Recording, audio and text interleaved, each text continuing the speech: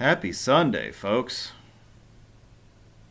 Yay, Sunday. Yay! Sunday, Sunday, Sunday! Let's see here. All right, who's on the Skype call tonight? Wow, these fine people. Hello, everybody. Hi. Hi! Hello. You asked for these folks to come back and talk about more toll roads because apparently you haven't had enough toll roads talk the last couple of Sundays, and we thought we would do a third installment for you guys. We have a couple familiar faces from the last couple weeks joining us again, and that's Connor and Mike, Mr. T. Connor's joining us from New Hampshire, Mr. T from the District of Columbia. And we've also got Laura jumping in to help us out as well. It's great to see her on Skype, joining us from northeastern Maryland. So if you were with us last time, we started out...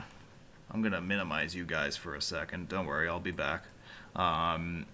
We started out with our episode 1, which was New England and Canada. Then we did last Sunday's episode, which was New York City Metro and Philadelphia Metro and a lot of places in between. So if you have not already seen those episodes, I recommend that you check them out after, of course, you've watched this one. Tonight we're going to pick up where we left off again. We're going to start in Maryland and work our way down the mid-Atlantic, past the nation's capital, focusing on the states of Maryland, Virginia, West Virginia, and North Carolina. So, folks, good evening, panel. Nice to have you with us. Yay. Happy to be here. I suppose we should start, let's take an over-under here, guys. I want to, before we start, since we're covering the D.C. metro area, how many times are we going to mention the name Shapilov during the evening? What do you think? Well, I think we're prepared. I can toast to that. No, I can too. Absolutely. Cheers, fact, everyone. FYI, 3 years ago today, the Marion Barry Monument in front of the Wilson Building was unveiled. And nice. I was the second person on Facebook to check into the monument. The second? I wonder who the first was. I don't know. It's a good question. Yeah. The late Mayor for Life, perhaps, coming back from the grave. You could have been. Yeah, so... See, there he is on the cover slide this week. I had to include him because I saw Mike's thing on Facebook and I was like, yeah, that's a good idea. I think I'm going to do that this week. So we have him peering up from behind the Richmond-Petersburg Turnpike there. All right. So we got that little introduction out of the way. Let's start tonight in Maryland. I know we have some stuff in the Baltimore area to talk about. We also have bridges over the Chesapeake Bay and the lower Susquehanna River to talk about, and I know there's a very interesting little toll plan that includes the Susquehanna River bridges. So why don't you guys start there? Stop laughing. All right. So Laura's having half attack. Yeah. So, okay. Okay. So, do you want me? Okay. Do you want me to start with the JFK highway as a whole, or just the Susquehanna Bridge crossings? We can start with the highway history if you want. Sure. So, the JFK John F. Kennedy Memorial Highway, which ran from the Maryland line down to originally ran to exit 67 White Marsh Boulevard, Maryland Route 43. Opened in 1963. It was named for JFK because that was his last public appearance before he was assassinated a week later. Currently, there is only one toll plaza on the entire highway, and that's a mile north of the Miller Tidings Bridge, which is the I-95 crossing from across the Susquehanna River between Hartford and Cecil counties. That bridge was predated by the Hayden Bridge, the Thomas J. Hayden Memorial Bridge. That particular bridge opened on August 28th, 1940. It's not the first crossing between Highway to Grace and Perryville. There was the original crossing was an adapted railroad bridge that opened in 1910. That bridge was built as a railroad bridge in 1873. It was bought by the State Roads Commission, which was the predecessor of MDTA. In 1923, they updated it. They dualized it in 1926 by building a new deck over the old bridge. That was still problems. They built the current Hayden Bridge, and that opened in 1940. So what's really interesting about the Hayden Bridge is that there is a special Hayden Bridge pass. It used to be a little decal that you would put in the back left window of your car, and the decal, you pay a low fee for the whole year. You can cross as many times as you want. What's interesting is it's designed for locals, so Hartford and Cecil counties, but they don't actually restrict who buys the Hayden pass. So they phased out the decals about 10 years ago. I want to say it was like 2012. 2012, yeah. And so you can actually get a specific Hayden Bridge Easy Pass that is only for the Hayden Bridge. And even now, it's only $20 a year for the entire year. So it pays for itself in 3 crossings, which is pretty phenomenal. So it is the cheap version of a Shunpike toll. Otherwise, you can go all the way up US 1 and cross at the Conowingo Dam and come back down to 95, or obviously continue on 1 and other roads if you're going up towards Philly. But the Hayden is like the best kept secret ever. Not anymore. Not anymore. So the Hayden decals at one point, they were only $5, and I believe that's when the toll for the Hayden and the JFK Highway was $2. And then they started raising the tolls, and at one point, both the toll and the decal fee were $5, and I actually saw someone post on a internet message board saying, so I could hand $5 to a man in a booth and go through, or I could hand $5 to a man in the booth and say, decal, please, and cross free for the rest of the year. And but the prices have gone up a little bit. They went up. The decals went up to $10 in 2011, right before they were discontinued. I happen to have an old one. This is what they look like. Here, This is July 31st, 10 expiration. Can you put that on the screen again so that we can see that? We didn't catch that before. Okay, so it's looks like a QR code kind of thing. Yeah, it's basically just a gigantic barcode. It's the white part is retro-reflective. So the way it was laid out was there were actually some toll lanes to the right, which were cash and Easy Pass and decal sales, and the 3 lanes on the left were decal only. So if you were paying with Easy Pass, you were actually disadvantaged in that you had to wait behind all the people paying cash. But they basically determined that they could not figure out how to make the lanes work with both Easy Pass, which is actually processing like a toll transaction, and the decal, which the decal is not, it doesn't record anything. Decals are not number specific. It has every decal that's sold with the same expiration date had the same barcode.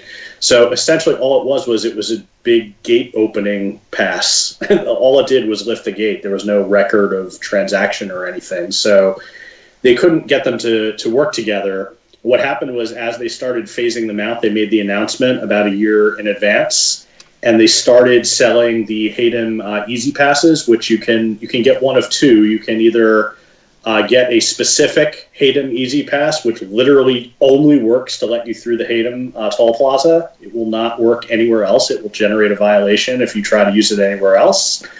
Or you could, if you have a Maryland Easy Pass account, you can add it on for $20 a year. And The other important thing to know is the only reason why there's such a hefty toll at the Hampton Bridge, which is now up to $8 with a generic non-Maryland Easy Pass, $6 with a Maryland Easy Pass, and $12 if you pay by mail because you don't have an Easy Pass.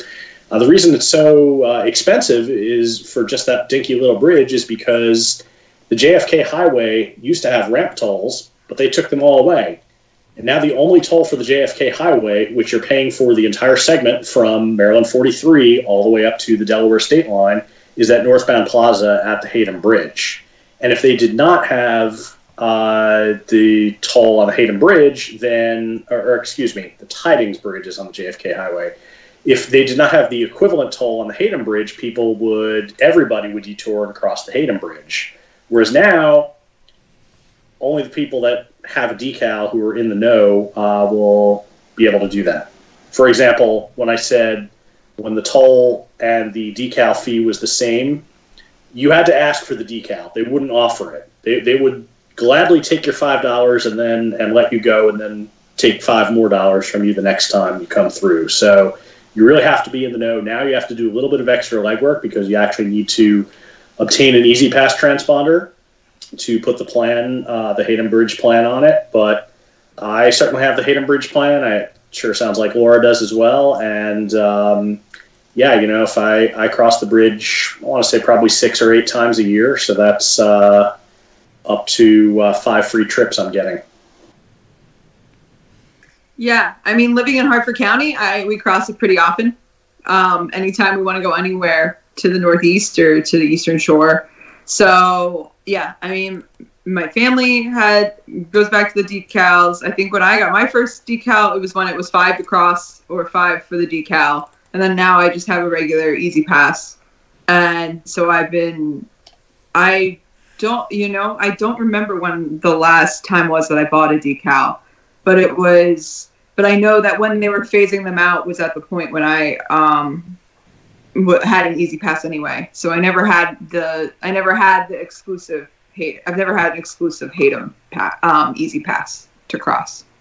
I did for a short time when the Easy Pass discount for Maryland facilities was only 10%. So I'd use either Virginia or New York Easy Pass to cross through the tunnel in Baltimore, then detour around, put the Hampton up to cross the bridge, and then put the other one back on. But once the Hogan toll reduction plan from like 2014-ish or so went into effect, and the discount started being significantly more, that's when I said, okay, I actually need a real Maryland Easy Pass. But it makes it easier because I don't have to constantly swap tags back and forth.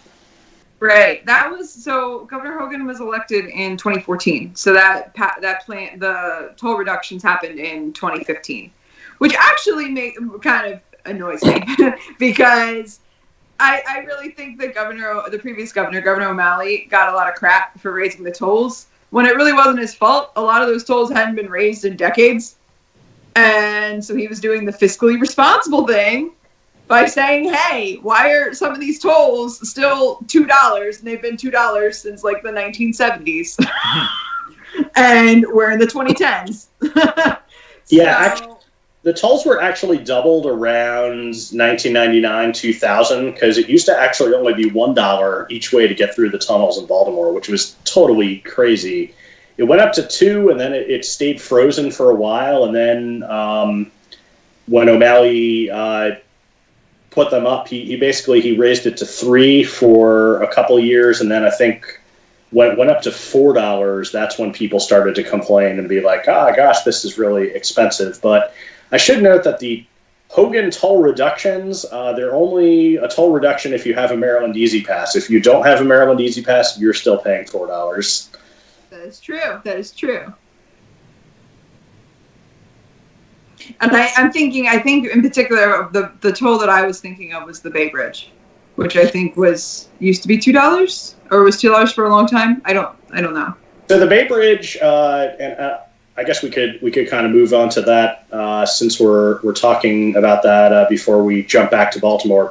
And because Dan has it up on the screen, and we're watching it. Nice. Beautiful Bay Bridge.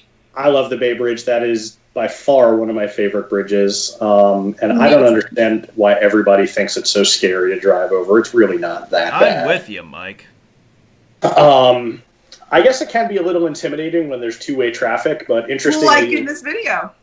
Last night, coming back from Delaware, it was two-way, but on the westbound span, so they actually had the center lane closed as a buffer area, and that was, you barely even realized you were in two-way traffic. But anyway, the Bay Bridge, I crossed it yesterday. I paid $2.50 to cross the bridge, and guess what? The very first time I crossed the Bay Bridge in 1996, my dad paid $2.50 to cross the bridge. So the toll has not changed. Yep. Anyway, the story behind that, there were a couple of rounds of toll increases, and the Bay Bridge was always a hot-button political issue. You can't make us pay more to go to the beach. You can't make the Eastern Shore people pay more to go to Annapolis and the rest of Maryland. So when the Baltimore tolls went from $1 to $2 and everything basically doubled, the Bay Bridge stayed $2.50.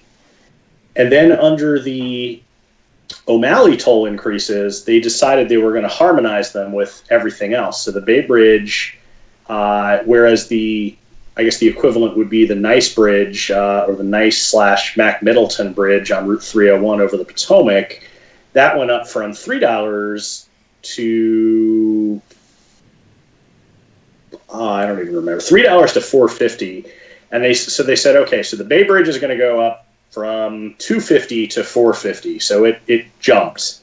And then with the second round, it went up to $6. So since Maryland Easy Pass people were only getting a 10% discount, that meant they, in a time span of about 2 years, went from $2.50 to $5.40. And when the Hogan toll reductions went into effect, they decided that the Bay Bridge was the only one where they were going to do a serious slashing of the toll rates, and they put the out-of-state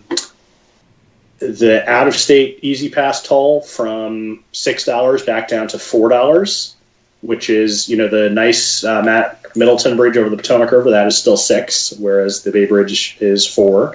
And for the Maryland Easy Pass holders, it was going to go back down to the original $2.50. So it went up, and then it went back down. So you're literally paying nothing more than you do now. The Bay Bridge toll is eastbound only. So that is actually matches the Haddam and the Tidings Bridge on the JFK Highway. So if you want to get from the western shore to the eastern shore, either by going over the top of the bay, over the Susquehanna, or across the bay itself, you're going to pay going eastbound, and westbound is free. So westbound, you can do whatever you want, and eastbound, you're either going to get a Haddam Bridge Pass, you are going to go around on Route 1 or through Pennsylvania over the Conowingo Dam, or you are going to just suck it up and pay the toll.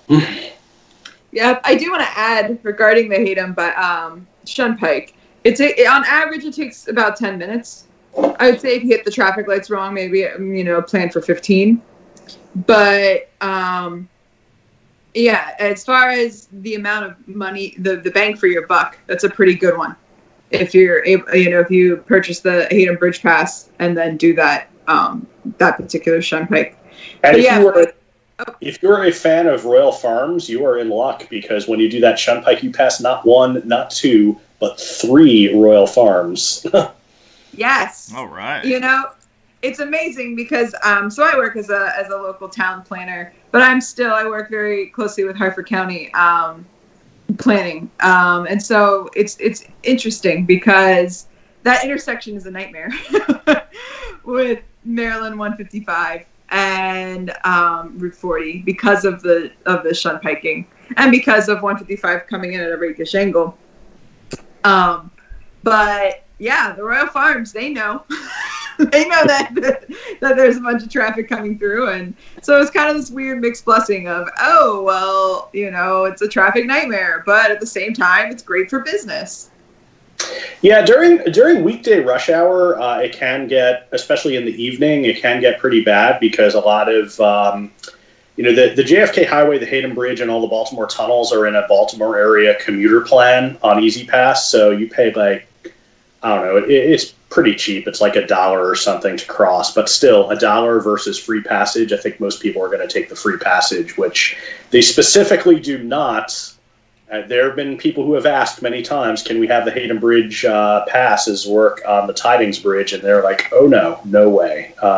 We want you to work for your free trip. Yeah. So it does. It also backs up because there are a lot of people apparently that work at the Aberdeen Proving Grounds who live in Cecil County. So those are some of the biggest users of the bridge. But a kind of alternate route for the Shunpike, if you don't want to sit in the long line to make that left turn, is when you're coming down 155, keep to the left, follow the signs for historic Havre de Grace, and you actually will go under the Hampton Bridge, and you make a couple of right turns, and you come in, and it's slightly longer, but it might be faster during peak periods. But outside of weekday rush hours, I've never had a problem. Or you can follow 155 and visit Laura. That's right. Come visit me. And come visit Not Remo, that far too, away. who is deciding to join us on this call. Hello. Meow. Meow. I see we just went over the Harry Nice Bridge. I do want to make one more comment that, yes, that was the toll I was referring to, that the $2 thing, and which you much more eloquently explained, Mike, is, yes, the Bay Bridge. And in fact, husband and Rainey and I just crossed it yesterday. Who knows? We could have passed each other. But we just went eastbound, and we're just, flabbergasted of how, for such a long bridge, and compared to such a long, JFK toll highway plus the Tidings and Hampton Bridge, how much of a steal that is, that it's only $2.50 to cross. Oh, yeah. Yeah. Maryland tolls, for all intents and purposes, are fairly cost-effective when it comes to the amount of road geek benefit and fun you get crossing the bridges to the amount of money paid. Yes. Except the Tidings. Yeah, the Tidings and the Hampton are more, they feel like they fit more in New York City Metro. Hey, are those bridges run by the Port Authority? Gee, it sure seems like it. So that's... They'd have double the tolls for that. Yeah. Sorry, I love the comments in the chat. Don't give them any ideas. Will the new bridge be called the nicer bridge? No, it's the good bridge. Oh, Bob. So we talked about Susquehanna River. We talked about Bay Bridge. We mentioned the Nice Bridge, which is currently being replaced. That's correct. There is going to be a new bridge there in a few years. Let's get into Baltimore. Bridges and tunnels there. More. Yeah. Balmer. Balmer, hon. Gotta have the hun. Yeah, hon. Balmer Merlin. So we've got three, right? We've got the Harbor Tunnel, we have the Fort McHenry Tunnel, and we have the Key Bridge. I suppose the most straightforward way to skip all of that is to take the northern leg of the Beltway into interior suburban Baltimore. Correct. And I've found personally, so if you're trying to get if you're on 95 going south and you want to get over to 70, they're about equidistant, whether you go over the top of the Beltway or whether you go through the Fort McHenry Tunnel and then loop around the southern part of the Beltway. So it's definitely worth, in that situation, to always go up and over. I wasn't aware of the Shunpiking route that Steve mentioned in the chat, but apparently this one is his favorite one, even though I would have figured that any Shunpike route that bypasses the Newark Toll Plaza in Delaware would be his favorite. But that's on the board for consideration as well if you want to go through town, I assume. That's what you're doing in that case. Yeah, that's a pretty good one. To take 40 West into the city. Obviously be careful about, don't do that during rush hour. But yeah, I would say that as someone who used to that mostly rode the commuter bus, but when I did have to drive from Bel Air to my job, my then job in downtown Baltimore, I would actually do Steve's Shunpike more or less. I would do 95 South to 895, and then dump off at Moravia, and then get onto Route 40 Pulaski Highway, and then take that in. Again, so time-wise, maybe like, it depends on where. If you're going in Baltimore itself, it may actually be faster to go that way. If you're going to downtown Baltimore or points south, maybe adds 10 minutes to take that Shunpike. But yeah, where I used to live, I lived for about 5.5 years in Baltimore City. And I generally lived in the greater Charles Village area, so not too far from Johns Hopkins University. And going through the tunnel and then back up would be a waste of time. Always better to go through the city. All right. Yeah, but if I could jump on a little bit with some fun facts about the tunnels. Sure. 895, the Baltimore Harbor Tunnel. First opened in November in 1957, and was part of the bigger Harbor Tunnel Thruway, which bypassed Baltimore to the east and the south. The time, pretty technologically savvy tunnel, as far as technological engineering feats advances. Fort McHenry Tunnel, when that was finished in November 1985. That was then again pretty major engineering feat because of the fact that it was a curved tunnel, and even now it's still, I believe, the world's widest. According to the MBTA website, it's the world's widest underwater vehicular tunnel. The alignment for I-95 was very contentious, and so originally that tunnel was going to be First, there were going to be alignments of I-95 that would have gone through downtown, but then once those were scrapped, then the idea was to actually do a bridge crossing that would have pretty much hit land right on the Fort McHenry property, and eventually that was fortunately scrapped for the tunnel, which curves around Fort McHenry and dumps off, comes back on land just south of Locust Point. And then the third Baltimore crossing is I-695, the Francis Scott Key Bridge. That opened in between the two tunnels. That opened in 1977 as the final link in the Baltimore Beltway. What's interesting about that side of the Beltway is even though it's, shielded as I-695, it's actually Maryland 695 on that side, interestingly enough. Again, 695 had a lot of weird alignments, and even now, if you're crossing through, there's some very curvy areas between exits 36 and 38 that are the way they are because another highway was supposed to come through. But anyway, so those are the three crossings, the major crossings in Baltimore. So the Key Bridge has all electronic tolling. The Fort McHenry and the Harbor Tunnel, they still have the toll plazas. MDTA decided they were going all electronic, continuing the temporary all electronic from COVID. They decided they were just going to keep that permanently. So the overhead gantries for the permanent all electronic tolling are under construction, or not under design. They will be under construction soon. When did the Key Bridge go all electronic? It's a couple of years ago. Yeah. It's been all electronic for a while. There are not that many people from out of state that use that part of the Baltimore Beltway. Right. So the Key Bridge and Hatem both went all electronic first and they were designated as like the pilot project.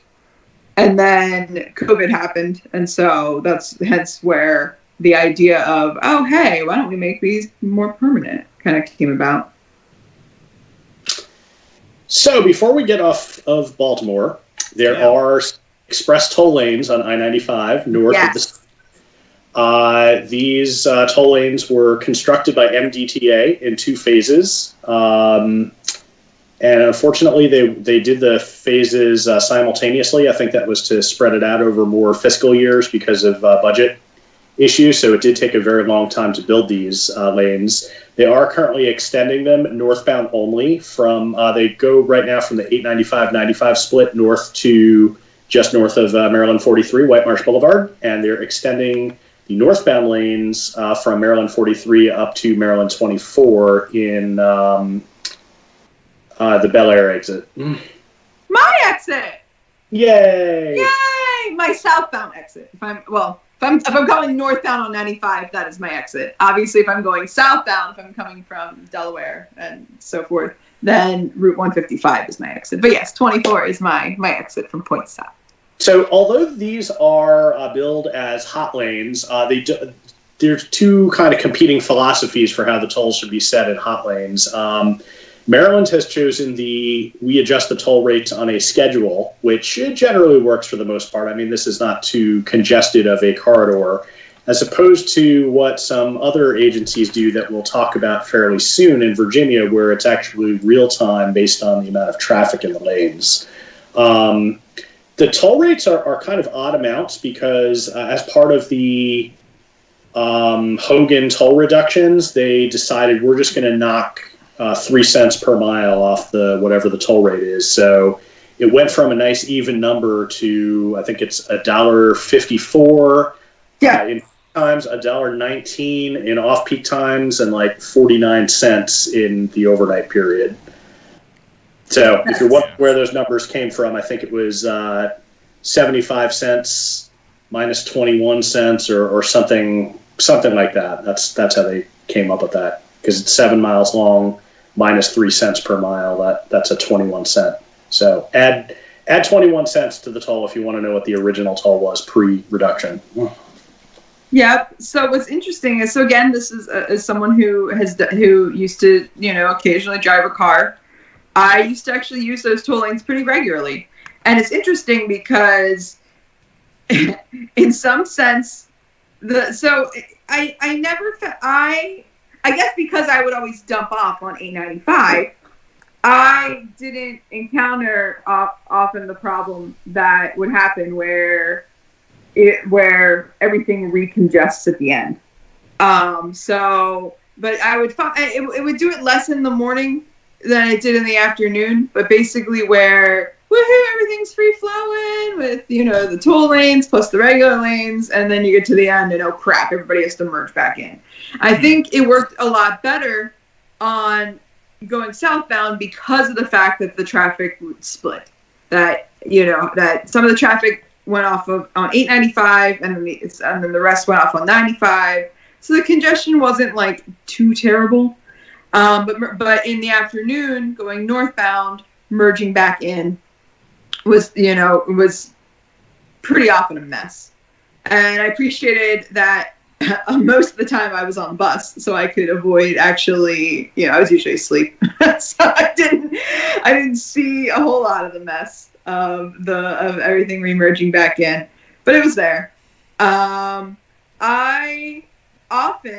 It's funny because I actually prefer, even in off-peak, to use, particularly going southbound, using the toll lanes because of the fact that, so when they built the toll lanes, so prior to building the toll lanes, you had two very kind of funky interchanges, right? So you had the northern I-95, I-695 interchange, and then you had the 95 and 895 interchange. So the 95, 895 interchange, what was really interesting was that if you wanted to stay on 95, you had to exit to the right. And so basically you stayed to the left and went straight into 895. And part of that is because of the Harbor Tunnel Thruway being, built first. But they flipped that when they redid that whole interchange, except when you're in the toll lanes. When you're in the toll lanes, you have to exit to get onto 95. So anyway, it mimics that. It's like, oh yay, left exit. That to go on 895, as we'll eventually see up here. What's interesting about when they put in these express toll lanes is you're noticing that we're going over 90, we're going under 695, but there's no connection. So as part of this construction, they completely omitted that interchange. Now they've accommodated for it. There's a lot of, like ghost ramp parts when you're on the flyovers to where they can add the interchange in later. But it was ultimately not constructed as part of this initial part of the project. Yeah, I've found that most of the time you don't really save any time by taking the toll lanes, but it is less aggravating just because the main lanes, there's a lot of traffic, there's a lot of merging, and the toll lanes are pretty much empty and a straight shot. There was one time when I was heading north and there was a major crash that had 3 out of 4 lanes of the regular lanes blocked right before where the toll lanes merged in. When I saw this on my phone, I was like, ooh, I'm taking the toll lanes. Yeah, see? That was the one time when the toll was worth its weight in gold. Yeah. Yeah. It's funny that you say that because, I do prefer also taking the toll lanes even when there's not traffic because I found that in this part of 95, I mean, this sounds awful to say. Here, look, here's my left exit. Oh, to stay on. So, yes, basically you're left. So it mimics the old interchange, right? That you have to exit to the right to stay on 95. And you keep left, and so left exit to go on to 895. So that's the real reason why I love the toll lanes. The other reason is that I hate cars going 65 in the fast lane, as they like to do in this section. Yeah, whereas in the express toll lanes, I can go faster than 65 and not have to deal with merging cars in and out. So I will happily pay my $1.54 or whatever, or $1.19 or 49 cents just to have to avoid dealing with cars merging in and out and just being able to kind of, hit the cruise control. Yeah, I know. It's nice and wide open, isn't it? It's a nice drive if you don't mind paying the rate. I think we covered Maryland pretty good, right? Did we mention the ICC? We did not. Well, okay. Well, we can do that now as we transition into DC Metro. Why don't we start first with a nice overview, and then we'll go from there. Oh, did we hit it before we go to the DC Metro? Did we really talk about the Harry Nice Bridge? Not really. A little bit. Yeah, we mentioned it. Maybe we should talk a little more about it before hitting the DC Metro, just for the sake of So it opened in December 1940. It is on US 301. It's 1.7 miles long, crossing the Potomac River from Newburgh, Maryland to Dahlgren, Virginia. And the best part is that on the Charles County side, there are drive-through liquor stores. See, it's a little taste of New Hampshire, right? Yep. Hey, ours aren't drive-through. Oh, you don't do drive-through up there? No, we're not Louisiana or North Carolina. Oh, too bad. No brew-through in New Hampshire. Yeah, so, all right. So, and again, that bridge is currently being replaced. There's a project underway that'll be complete in a few years. So you'll have a new bridge to drive over. Be something of an upgrade over what's there already. So that's good. Yep, currently the toll is collected in the southbound direction only. So you can plan accordingly for Shunpike purposes. You can drive across it northbound and take your canoe across the river southbound if you want. Exactly. You have options. You do. DC Metro. So DC Metro is very interesting because up until fairly recently, there were very few toll roads in the DC Metro. I think the Dulles Toll Road in the 1980s and the Dulles Greenway, which is an extension of the Dulles Toll Road, in 1995. But since then, we have quite a few more toll roads, with Virginia is embarking on a campaign to build express lanes on most of their major interstates through the Northern Virginia area. But before we leave Maryland, I'd say the first one we should probably talk about is Montgomery and Prince George's counties, ICC, or Inter-County Connector, otherwise known as Maryland 200. although it was erroneously signed as US 200 at one point. Oh, really? Yes. Yep. I missed that. Yeah. The the ICC was originally part of was originally planned as early as, obviously not as a toll road, but planned as a highway as early as 1950 as part of the Washington Outer Beltway. And obviously there were a few different alignments, but also, a lot of controversy, a lot of, hold up for various reasons, lawsuits, Sierra Club, you name it, brown trout that turned out to be an invasive species and were not native. For a while they held things up. So it was determined that they were not, why? No, we don't need to save non-native species.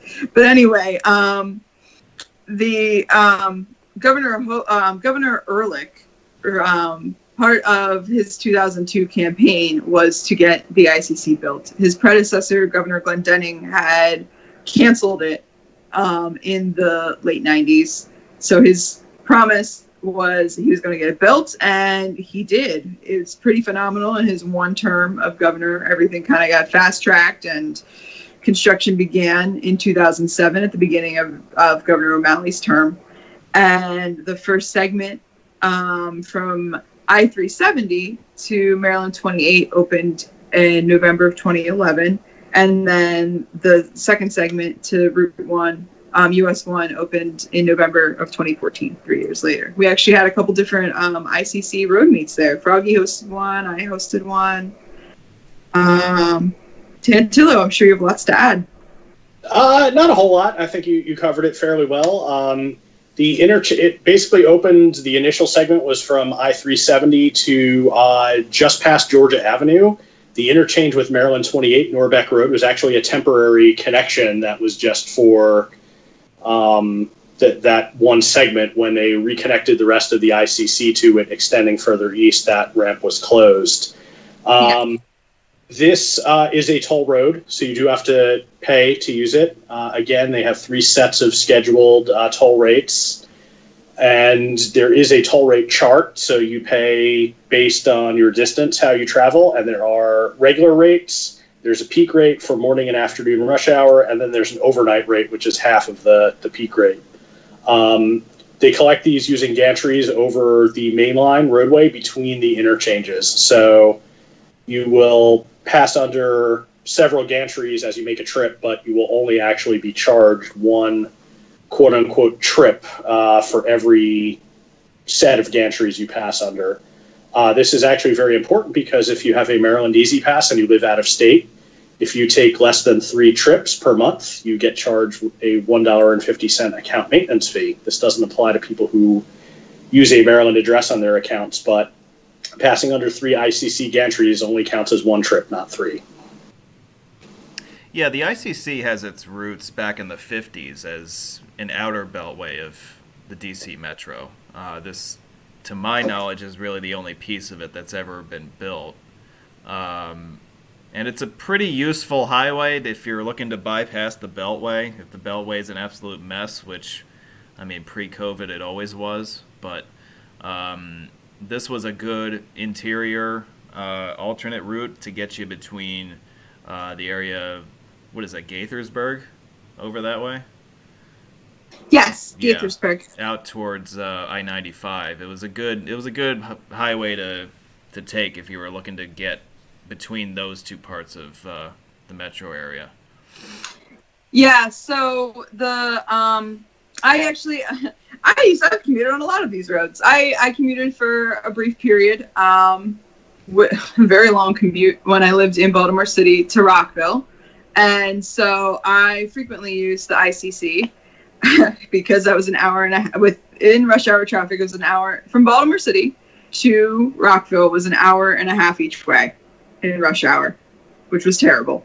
But anyway, so I used the ICC pretty frequently. I would get off at 97 and then, go the short ways down to take 28.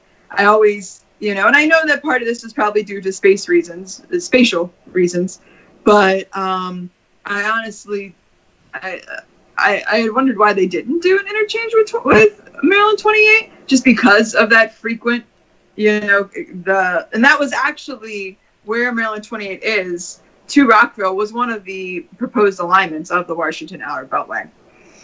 But anyway, so which is now, especially west of 97 is a 4-lane at grade road. But anyway, so ICC was always very light. It was the best part of my hour-and-a-half commute. That it's like, there's no one on this road. It's pretty great.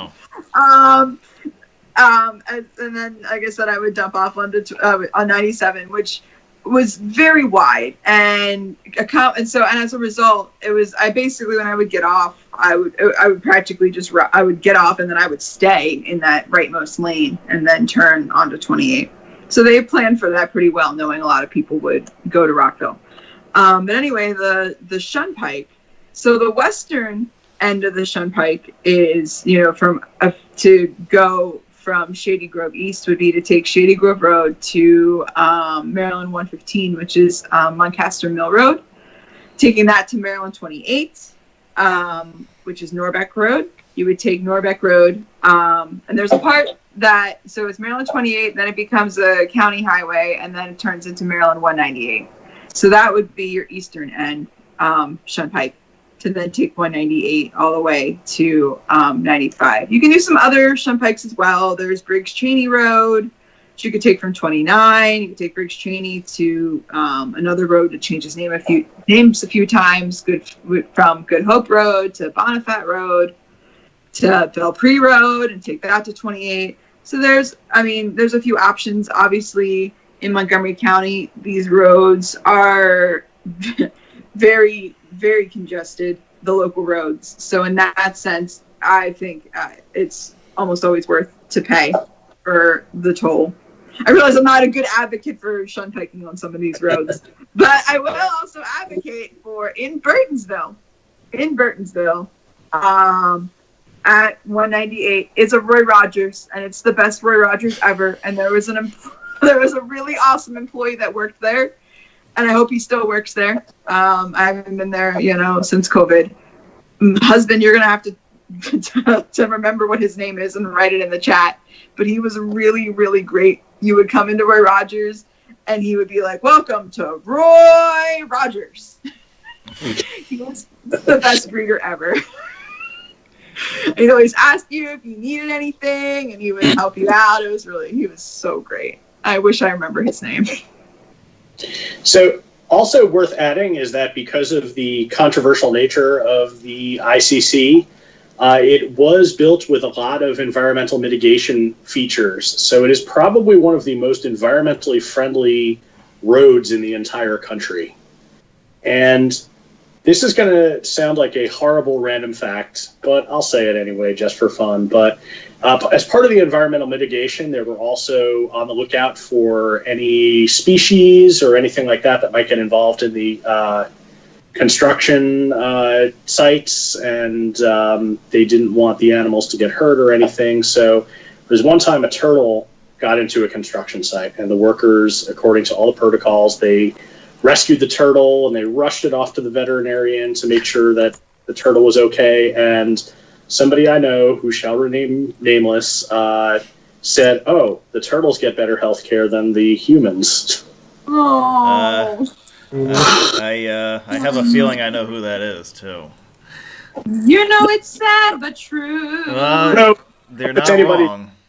It might not be someone you know. It's so sad but true. Ugh. But yes, the turtles and the species were very well taken care of. There is a bikey wikey path that parallels most of ICC. Mike's favorite. I need to take Rainey on that bikey wikey path. I have not been on it yet. All right, shall we hop the river into? Let's hop the river. This is the Maryland Road. This is the Dulles Greenway Plaza that we're going through right now. Why don't we? What's the story behind the Dulles Toll Road and the Greenway extension? Kurt was his name. I'm sorry. I just got so excited. That's my recommendation for the night. Go to Burtonsville, and hopefully Kurt will be working, and he will tell you, welcome to Roy Rogers. All right. Well, next time we end up in Maryland, we will have to do that. So, in the 1950s, they decided to build a new airport way, way outside of D.C. which eventually was called Dulles Airport, named after former Secretary of State John Foster Dulles.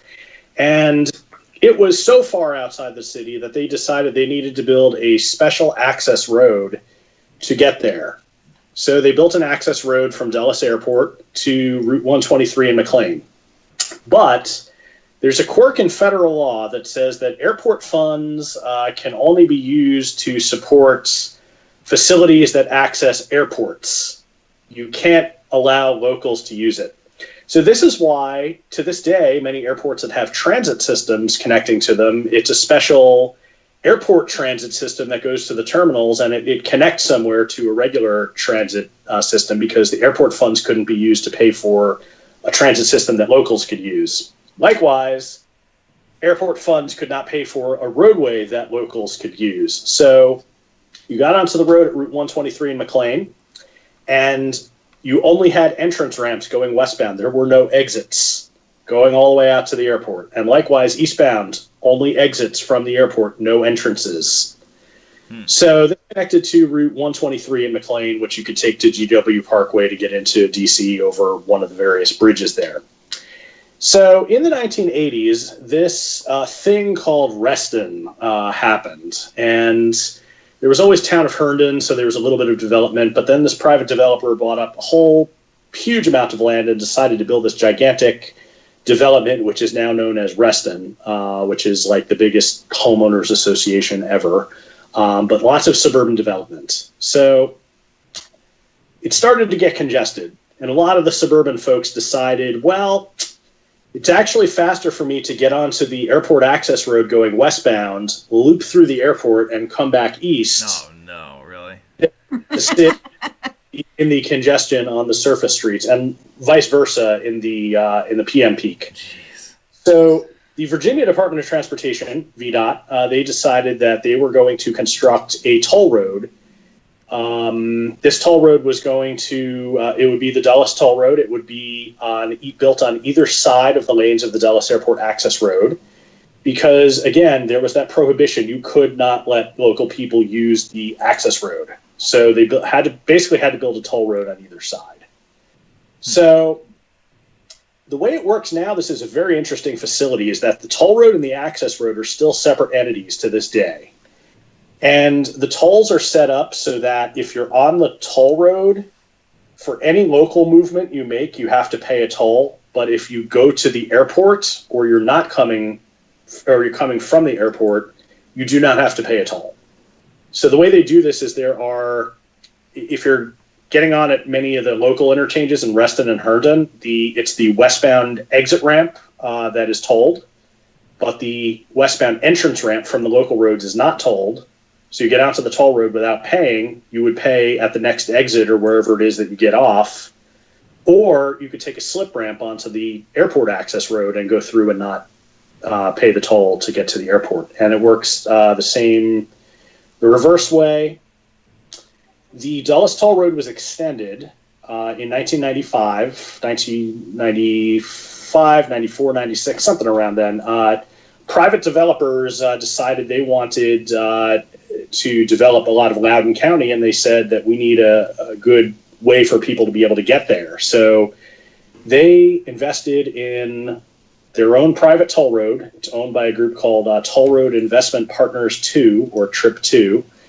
And it was basically an extension of the Dulles Toll Road going west to Route 7 in the Leesburg bypass. Actually, it's Route 7 and Route 15.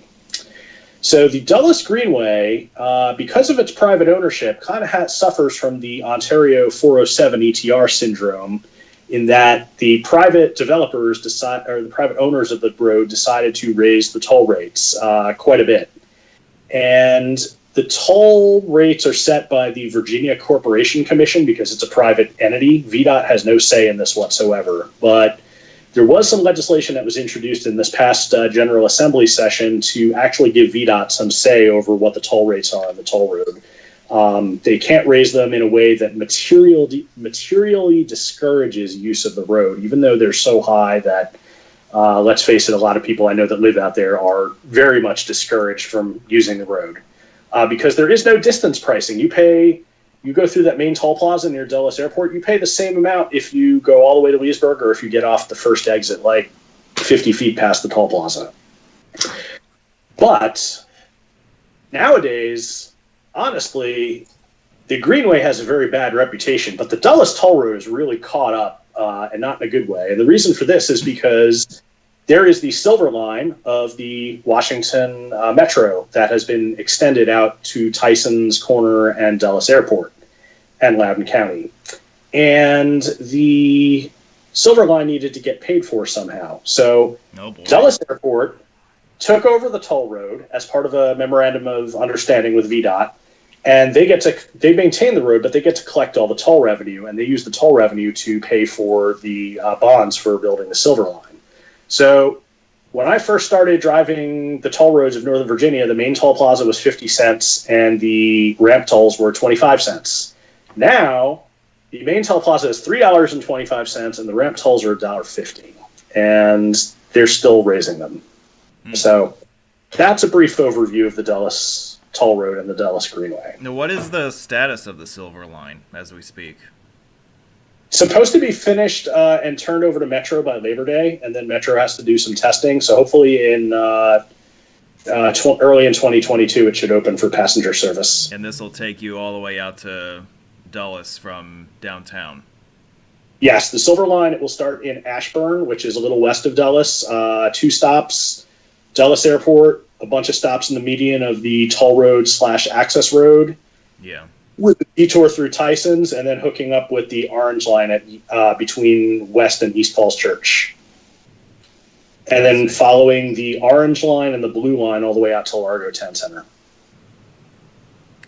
Alrighty, so that we could have a transit meet and ride the Silver Line if we want to kill ourselves. That sounds like a lot of fun. Laura was there on opening day for Phase 1 of the Silver Line. I was. Really? I was there. Okay. I still have a little pennant that's from the Silver Line opening, and we were there with another road geek who now lives in Massachusetts, and apparently we literally bumped up against some like local politicians on the road. Nice.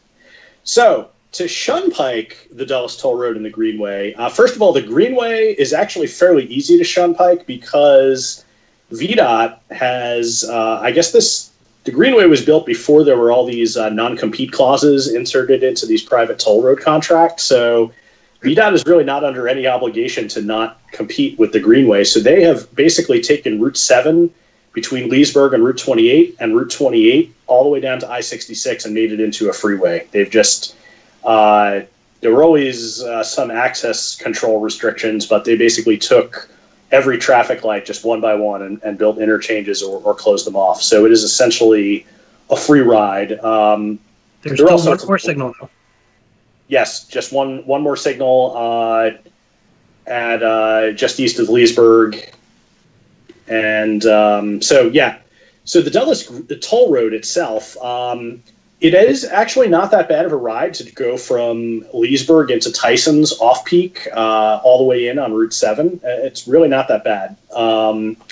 Peak is can get a little congested, but they are actually widening Route 7 right now. But the real Shunpike for the Dulles Toll Road is to, you're not supposed to use the airport access road, but a lot of people kind of sort of do, even though you're really not supposed to.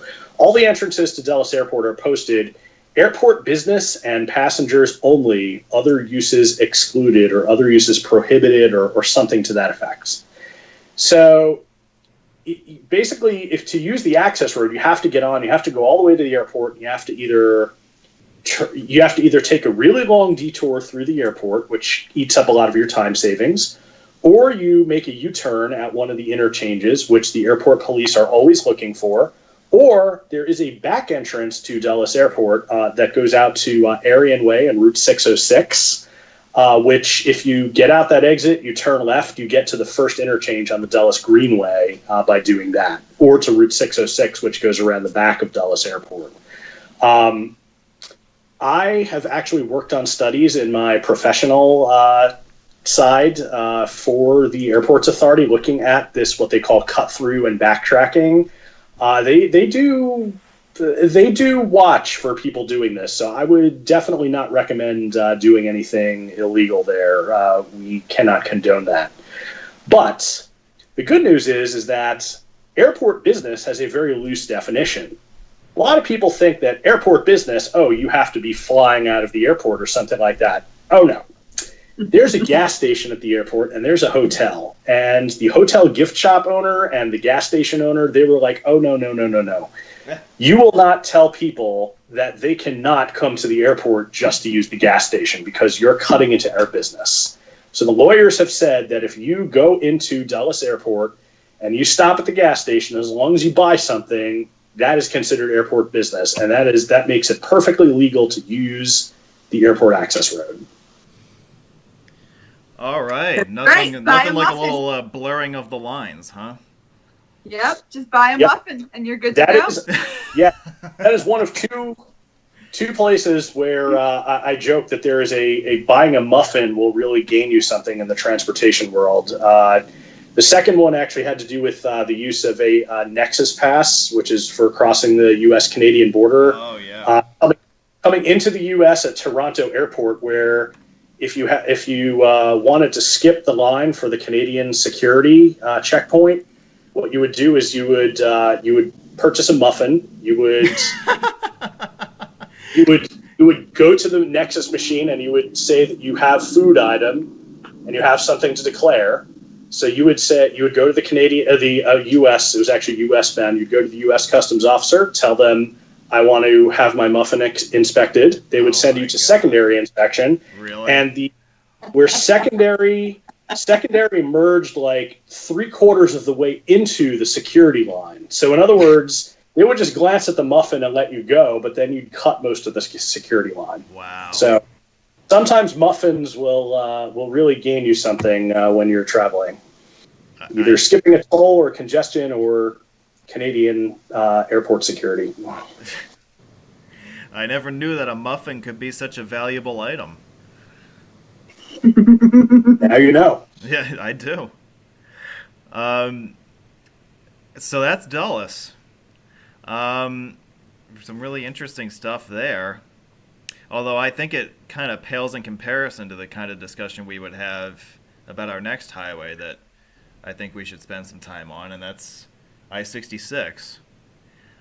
Everybody loves to talk about variable toll rates, and I think that I-66 is worth spending more than a few minutes on as far as why it's being done, the ethics involved in it, and whether we think this trend is going to catch on nationally. Go for it. Well, first of all, I think it's worth just saying that VDOT, they are embarking on a pretty ambitious program of constructing express toll lanes on a lot of their highways. So right now there are express toll lanes in existence on I-495, the Capital Beltway, from Springfield up to just short of the American Legion Bridge. The reversible lanes on I-95 and I-395 from Aquia down in Stafford County all the way up to the 14th Street Bridge going into D.C. And under construction right now, there are two projects on I-66. There's the outside the Beltway, which is express toll lanes, and inside the Beltway was a very unique situation, but that is VDOT owned and converted into an express toll lane type facility. But I guess let's start with I-66 inside the Beltway, because there is kind of a logical connection to Dulles there. I-66 was very controversial, maybe even more controversial than the ICC through Arlington. They really did not want it built. There was all sorts of court cases and such, and the court case that legalized I-66 inside the Beltway was called the Coleman decision, and that was issued in 1987. And that basically said that VDOT had to give away for free to the Washington Metro a right-of-way to build the Orange Line from Vienna into D.C. And they could build a highway on either side of the Metro line, but it was only to be 2 lanes in each direction. And during peak hours, it was restricted to HOV4 inbound in the morning and outbound in the evening, which HOV4, that's just ridiculous. Like I don't think there are HOV4 facilities anymore. So it was very quickly knocked down to HOV3. And sometime in the 1990s was knocked down to HOV2, which essentially made the highway useless. Well, part of the reason they had these HOV restrictions, and these HOV restrictions are unique because they apply to all lanes. There are no general purpose lanes available. Your general purpose lanes for I-66 inside the Beltway are Route 50 and Route 29, and GW Parkway and any other parallel road that you can find. So without any free, unrestricted lanes, a lot of traffic during peak hours gets pushed onto alternate roads, but I-66 essentially remains free-flowing. It would be total gridlock if there were no HOV restrictions because there just aren't enough lanes to accommodate the demand. But when they reduced the rules to HOV2, they weren't really doing a stellar job of enforcing it. They were enforcing it sometimes. Arlington County Police, they were big on enforcing it. But nonetheless, there were quite a few cheaters, and the road became fairly congested even with the restriction involved. Part of the reason for the difficulty in enforcing it and the cheating was that there was an exemption for Dulles Airport traffic. Because the Dulles Toll Road and the Dulles Airport Access Road connected via the Dulles International Airport Access Road extension, which connects to I-66 near West Falls Church, they basically said that if you're coming from the airport, so on the airport access road, not the Dulles Toll Road, and not from I-66 or any of the on-ramps, but if you're coming from the airport, you can ride 66 all the way into the city in morning rush hour without any regard to how many people are in your car. So the way they enforced this, in theory, was that they couldn't enforce HOV restrictions on the main line between where the airport access road merges in and the city. They could only enforce west of that point between the Beltway and where the access road merges in at exit 67, on the ramps at exit 66 for Route 7, and on any of the eastbound on-ramps from the local streets onto I-66. Because if you're entering eastbound at Glebe Road, you're not coming from the airport. But if you're exiting eastbound at Sycamore Street, for example, you could be coming from the airport. So very limited ability to enforce. Westbound in the PM rush, same exact thing. You could get on in the city, but you had to drive to the airport. If you took any exit before the airport, including once you got onto the access road extension, if you veered right onto the toll road and not left onto the airport access road, then you could be ticketed. This didn't work out so well. So eventually VDOT decided what we were going to do is start variable pricing and use toll collection equipment to enforce the toll and the occupancy restrictions the same way they do on the hot lane system. So Virginia, on their express lanes, most of the express lanes except for 66 inside the Beltway are HOV3, but 66 inside the Beltway is HOV2. And this is where they use these Easy Pass Flex switchable toll transponders, which on the express lanes will operate just normally, like a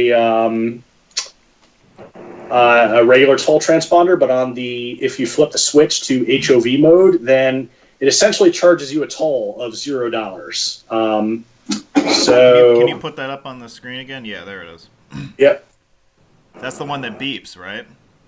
Yes. When you switch it. So this is the toll transponder, and if I flip the switch to HOV mode, you see the HOV on and it beeps. So if you want to use express lanes in Virginia, you have to have one of these toll transponders. Not necessarily the switch one, but any regular Easy Pass will work. But if you have a regular Easy Pass, you're going to pay the toll regardless of how many people are in your car. Whereas if you have a switchable transponder, you can get the free trip if you're HOV.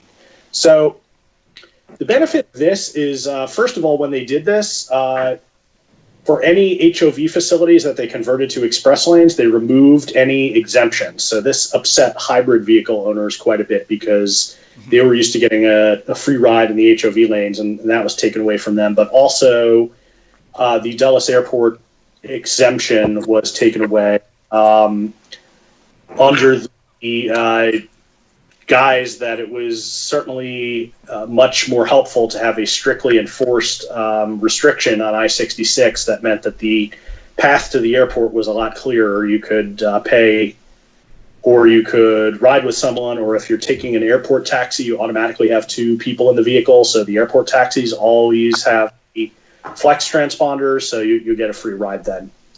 But essentially, the toll equipment does most of the work. So if you don't have an Easy Pass transponder, the cameras will capture a photo of your license plate, and you'll get a bill in the mail. Plus, I think a few dollars service charge because you're really not supposed to use the road without an Easy Pass.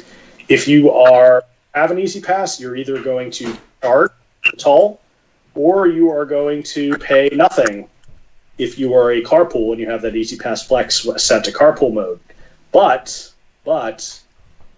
if you have your Easy Pass Flex set to carpool mode and you don't actually have enough people in your car, that's when you'll get pulled over. And that is not a toll violation. That is an HOV violation. In Northern Virginia, if you have repeated HOV violations, those tickets get very expensive very quickly. I believe if you have your first one is like $200 or something. And if you get like 3 or 4 of them, they can go up to $1,000. So you don't want to be violating the tolls. They do have the state police. They do have the way they enforce this. There's 2 ways on the actual toll gantries themselves. There's a light that will flash when a car goes under it with their Easy Pass Flex in HOV mode. So it tells the state police to look into those cars to check the number of passengers. And the state police vehicles actually pass reader, some of them on the side that can read tags to see if you're in HOV or toll mode. So if you don't have enough people, keep your switch fixed to toll mode. Now, one of the problems on 66 is that it's only 2 lanes inside the Beltway. So you say it's congested when you have an HOV2 rule, and now you're letting single occupant vehicles pay to go in. Like, how does that work? Well, first of all, at one point, they determined that about half the vehicles were cheaters. So just by electronically enforcing the HOV rules and kicking the cheaters out, that freed up some space. But still ran into issues with capacity just with the size of the road. The Coleman decision, which mandated the 2 lanes in each direction, was repealed at one point recently. And it got into heated debates. The community and VDOT and MWCOG and all the other organizations over expanding I-66. And I think the planners decided, well, we're going to justify expanding I-66 in this post-9/11 world by saying we need it for evacuation capacity.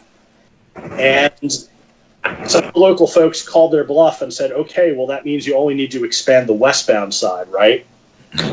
So they did 2 expansion projects to add, basically connecting the on and off ramps with auxiliary lanes. And that, believe it or not, I didn't think that was going to do very much. It actually had a much larger effect on traffic than I thought, but they never did anything with eastbound. And when they put this toll system into effect, remember, variable price tolls, they can make the tolls as high as they need to in order to keep the road free-flowing. Well, within the first couple of weeks that they put this toll system into effect, the eastbound toll to run the length of I-66 from the Beltway into D.C. during morning rush hour was well over $40.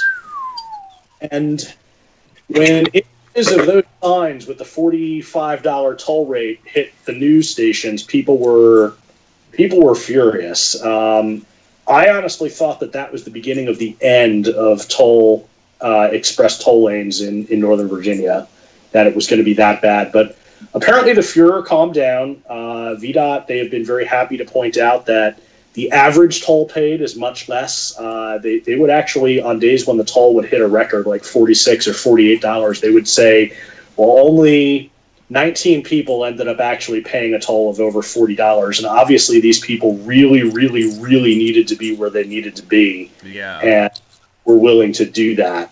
But two things will make this better. One is part of the deal to turn I-66 into express toll lanes during rush hour was that they were going to make some of those expansions on the eastbound side to correspond with the westbound expansions. And then the other thing is that they are building toll lanes that are separate from the general purpose lanes outside the Beltway. When those are finished, and they will be HOV3, the HOV threshold inside the Beltway will also go up to HOV3 to match. So they had it HOV2 temporarily to kind of get people used to the facility and to carpooling and such. But when it goes up to HOV3, that means a lot of people that are HOV2 now that are entitled to a free ride, if they want to keep going as HOV2, they're going to have to pay. So with more people paying, that means the rate, the dollar amount that every individual person is going to pay is going to go down, because some of those HOV2s are just going to say, screw it, I'll just take 50 or 29 or another road. So obviously we haven't had very high tolls since COVID began, and I'm expecting that we will never, never say never, but rarely have tolls going into the $30 and $40 range. Westbound was never that big of a deal, I think, because one, westbound, they already had the expansions built, the extra auxiliary lanes, and also people in DC, a lot of government workers, they have to be at work at a very specific time. Everybody, their shift starts at 9, whereas people get off work, it's spread out over a much longer period. So the westbound tolls, they've gone into the double digits, but it's fairly rare. It was usually, even before COVID, was only like $8 or so at the height of rush hour. But the toll rates themselves, they vary, obviously, by the minute, and that's intended to keep the highway free flowing, correct? Yes, sort of. I think the goal is 45 miles an hour, so they're allowed a little bit. They're basically allowed to take it to the point where congestion starts to let the traffic flow deteriorate, at which point they're supposed to put the toll up a little bit to discourage more people from entering, and then as it gets free flowing, they can lower the toll to invite more people in if there's more room. But at one point they did actually change the performance measure somehow, and the outside the Beltway part of 66, 95, 395, 495, those are privately owned, owned by VDOT, but privately operated by an Australian company called Transurban. Transurban. Their pricing algorithm is a black box, so I don't really know exactly how they do it. But VDOT, because inside the Beltway on 66 is a VDOT facility, they're a little bit more transparent. And they basically said that when there was that furor over those $45 tolls, they started to reduce the tolls by allowing some more vehicles onto the roadway there. But it's still a lot of people that use it. They say that you may occasionally hit a slowdown, but for the most part, it's so much faster and more reliable than it used to be.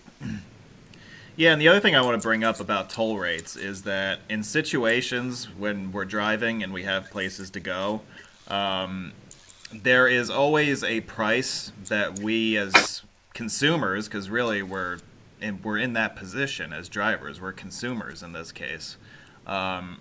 There's always a price that we'll be willing to pay to get somewhere in X minutes faster than going a different way.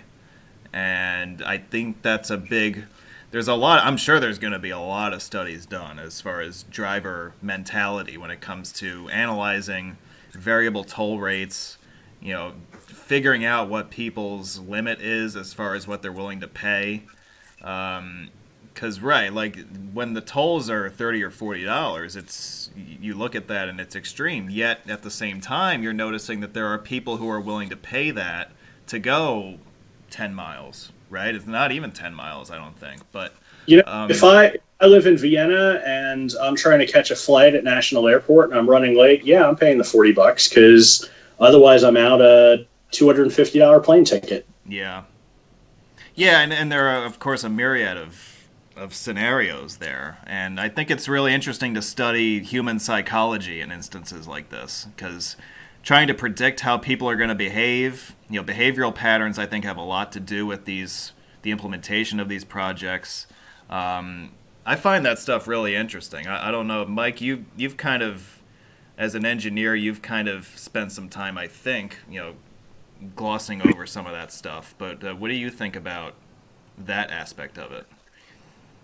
So it's very interesting, obviously, from a human factors perspective. I have not had really that much technical experience working with that kind of data and really seeing what the consumer behavior is. But I do know that, especially for myself personally, there are times when I'm in a rush, or if I'm not in a particular rush, but the toll is low enough, I'm just like, yeah, I'll pay. It'll be an easier ride. It's slightly cheaper. And then there are some times when I just say, I don't really feel like paying that much today. And I'll, for 66 inside the Beltway, take a different route, or for the other express lanes, we'll just take the general purpose lanes. That is one of the good parts about the hot lane, express toll lane facilities in Virginia, is that generally, with the exception of 66 inside the Beltway, there is the general purpose lanes right next to them. So paying the toll is optional. If you don't feel that the toll is worth it for you, then you don't have to pay. But as they say, during peak rush hour, you're going to pay one way or another. You can either take the general purpose lanes and you pay with time, or you take the express toll lanes and you pay with money, or you carpool and save the environment and you get to ride in the fast lanes without paying. Yeah, encourages slug lines and slugging. Yeah, let's touch on that real quick. So what is that, and what are the intricacies of slugging? So slugging started on the I-395 and since expanded down on to I-95 reversible lanes. They built a reversible facility in the median of what was called the Shirley Highway, which predates the interstate system. And like I-66, those started off, actually it started off as a busway, buses only. Then it became HOV4 and then HOV3 before Transurban took it over for the hot lanes. And what would happen is, obviously with a very high HOV rule threshold, there were a lot of people who, let's say, either drove themselves or only had one person in the car that also wanted a free ride. And they know that Virginia State Police enforce the 395 reversible HOV lanes very strictly, because unlike a lot of other facilities, there's no airport exemption. There's no just simple painted line separating the HOV and the regular lanes. If you're in the lanes, there was no way you were getting out. And if the cops are there looking for you, you're getting a ticket. So strictly enforced. What happened was there were some bus routes that went into the city from the suburbs, Springfield, Alexandria. I mean, those were the far out suburbs in the 1980s. But what would happen was some of these carpool drivers or wannabe carpool drivers that didn't have enough people, they would swing by the bus stops and they would yell out the window to the bus passengers waiting for the bus to come pick them up, say, hey, do you want to pay a bus fare and ride a slow, nasty bus into the city, or do you just want to hop into my car right now and go for free? And it benefits the carpool driver because they all of a sudden have enough people to get into the car and to ride the HOV lanes. And it benefits the passenger too, because they don't have to pay for the bus, and it's a lot faster for them. So they became known as slugs because the bus drivers would pull up to the bus stops, open the doors, and nobody would get onto the bus. The people at the bus stop were quote-unquote slugs because they looked like they were bus riders, but no, they didn't want to pay for the bus. They were waiting for the carpool drivers to come pick them up. This started in the 1970s or 1980s, and this has evolved into a very, very elaborate system, totally unregulated by the government. There are message boards and Facebook groups and all sorts of resources available to the slug riders, but at a lot of the carpool lots, all up and down I-95 and starting, I think there may start to be some along I-66 as those toll lanes get created. But right now, mostly along the I-95 corridor, all the park and ride lots there, designated. You wait in this line if you want to go to the Pentagon. You wait in that line if you want to go to the State Department. Basically, there may be a couple of other destinations as well. I think there may actually be slug lines that go to Tyson's now. And the drivers, there's all sorts of unwritten rules about you don't initiate conversation with the driver. There's certainly no money exchanged as part of this because otherwise you become an illegal taxi, which I think was a real fear before Uber came along and everybody became an illegal taxi. So it's a free ride, and I believe in the morning they go to a whole bunch of different destinations, but generally in the afternoon there are pickup points in downtown D.C. and at the State Department and at the Pentagon, where the good news for all these is that if there's a mismatch, like let's say there's not enough drivers and there's too many passengers, there is the fallback option of the commuter bus at those locations that you can take instead. So this system, a lot of people were worried that when the express lanes opened up to toll-paying HOV2 and single-occupant vehicles, that the slug system was going to be obliterated, and that has been anything but the case.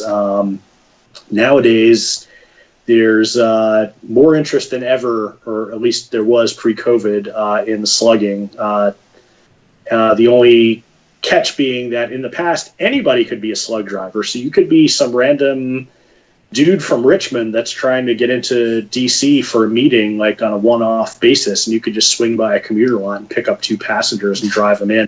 Jeez. But now you actually need to have that Easy Pass Flex device in order to get to not pay. So that kind of restricts it a little bit, but otherwise it's still going strong. Wow. I think it's pretty much unique to the DC area, isn't that practice? There were some in the San Francisco Bay Area, I believe, because there were, can't remember if it's free trips or reduced toll trips to get over some of the bridges there. So there were, but it was mostly people going like from Oakland into San Francisco, whereas, if there's no toll on the return trip, there's no rides going back to Oakland in the afternoon. So yeah. I don't think that really worked out quite as well. But yeah, DC, it's going strong, and it's one of the few systems that's, passed the test of time, and it's just a very elaborate system for no government input into the system. It just kind of happened. That's what I find so fascinating about it, is that it just sprung up completely on its own with there was no prodding or any framework laid out for it. It just popped up. Yeah, the DC metro area I think is really interesting, and it's become a hotbed of discussion as far as toll road construction and tolling practices, as we've discussed. All really interesting stuff. Before we move on to someplace else, do you guys have anything else you want to add about DC? Oh, I guess, Tanzillo, question for you. Where do the I-495 express lanes begin and end? So they begin at Springfield, which is where 95, 495, and 395 meet. Some people call that the mixing bowl, but others prefer to call the Pentagon interchange the mixing bowl. And they extend north along 495 to just north of the Dulles Toll Road.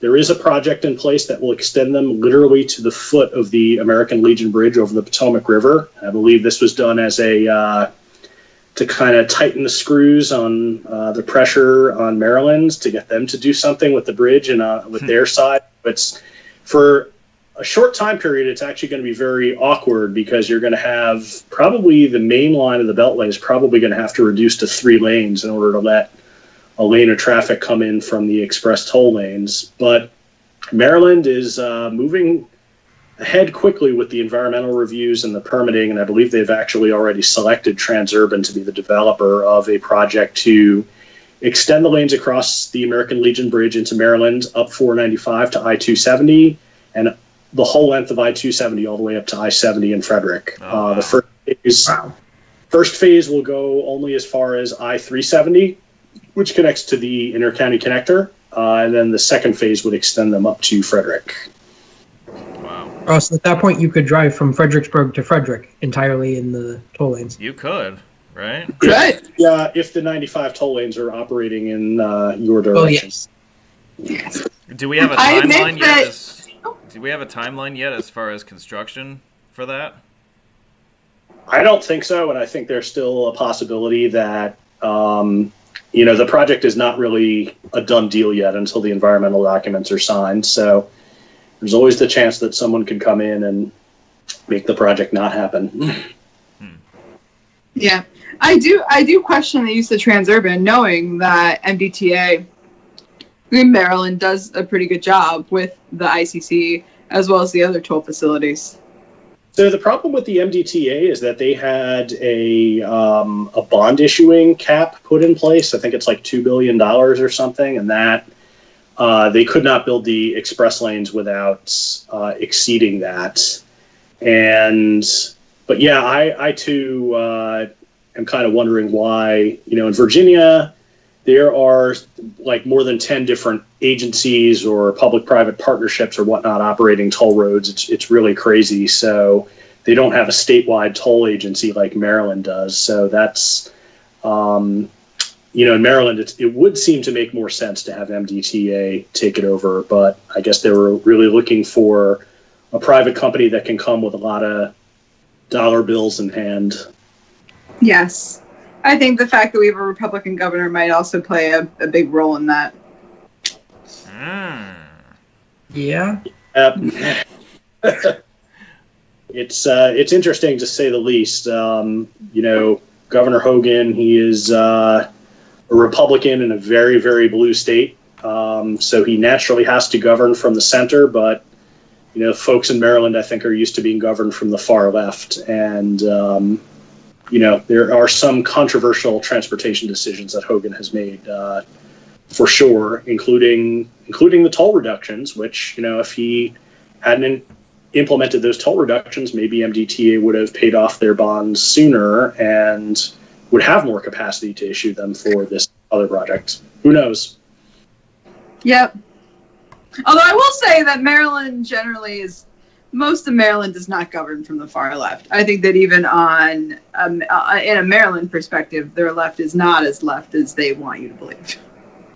Yeah, I guess I am biased because to me, Maryland, the part of Maryland that I'm most exposed to is Montgomery County, and they are governed from the left. Yeah. Still not the far left, though. Far from the far left. Yeah. And I should mention, before we move on, that the I-95 reversible lanes, they are being extended from Stafford County down to just north of Fredericksburg. And there's also another project that will build a southbound collector-distributor roadway system between Route 17 in Falmouth and Route 3 in Fredericksburg, including a new bridge span over the Rappahannock River. Ah, that's an interesting project. All right, Richmond or Hampton Roads? Take your pick. Let's do Richmond next. Go for it. So I guess we're moving more into my territory now. Connor, you finally get to talk a little bit. Oh, Yay! That's good. Being quiet earlier, I had a chance to eat my dinner. You're welcome. Thank you. So Richmond. There's Richmond actually, for that it's a relatively small city, there's actually quite a bit of interesting stuff going on regarding toll roads. The city has the Downtown Expressway, State Route 195, the Powhite Expressway, 76, and the relatively new 895, which crosses the river from 95 to 295 south of the airport. 195 and 76 are older toll roads built by the Richmond Metropolitan Authority. It's RMA, I think I got the name right. You did. That are actually kind of a fun drive with relatively cheap tolls. The east end of 195 downtown is even a double-deck freeway, so that's always fun. Yes, I really like that Downtown Expressway. That's a very underrated urban drive. It really is. I really like Virginia 195 a lot. I actually I went to school in Lynchburg, Virginia, and had friends that lived in Richmond and surrounding, and so I've spent a fair amount of time in Richmond. Not recently; it's been a while. But. So the Powhite Parkway proper and 195, and also the Boulevard Bridge on what used to be just known as the Boulevard, but is now Arthur Ashe Boulevard. Those are RMA roads. The extension, the western end of Virginia 76, is actually the Powhite Parkway extension, which is VDOT maintained and operated. Including the toll part of it? I thought the VDOT part didn't begin until after the tolls ended. No, the western, if you drive 76, you'll pass through two toll plazas. One of the western one is VDOT, and the eastern one just south of the river and Forest Hill Avenue, that is RMA. Oh, today I learned.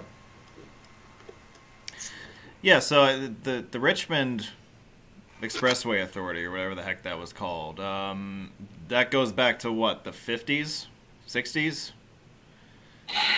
Something like that. Yeah, it's been around for a while, and it was, it's one of those like all-purpose urban authorities. They maintain some toll roads, some toll bridges, parking garages. Okay. I think maybe a bus terminal or something. Now, did the RMA have anything to do with the Richmond-Petersburg Turnpike, or was that something separate? I'm not sure who owned that, actually. Yeah, because that's worth mentioning, because that was the section of Interstates 85 and 95 between south of Petersburg and right where we are right now in the Richmond area, and that was built originally as a toll road. The Turnpike had its own authority. It had toll booths along the way, similar to a non-ticket toll road system. The tolls were abolished. I forget when they were abolished, but I think it's been a long time since this road was... 1993, which just happens to be within my lifetime. The same day that I-295 was complete. So basically, the day that you were able to bypass the tolls by taking 295, they decided, well, there's no point in collecting them anymore. I see. Yeah. So that toll has been abolished. However, the tolls on 76 and 195 and the Boulevard Bridge remain. Relatively low toll rates, I would say. I think it's less than $1 to drive the Downtown Expressway. I think it's comparable on a dollars per mile rate on 76. The 895 toll is significantly higher. But that's another one of those weird public-private partnerships that's operating that, so you would expect there to be a little bit of Dulles Greenway effect there as far as the changing of the toll rates there. I think it was, last time I drove it was about 8 years ago. The rate was $3. I'm sure it's gone up since then. But that was pretty steep, even by Richmond standards, 8 years ago. Yeah, that is interesting. They had to build a very, very tall bridge over the James River, so they had to build some pretty impressive, almost, well, not spiraling, but certainly very tall, steep climbing ramps from 95 onto the bridge to allow ships to pass underneath to get to the port of Richmond. A lot of people were saying probably would have been cheaper just to relocate the port than it would be to build and bridge that tall, but it is what it is, and they have a lot of bonds to pay off as a result.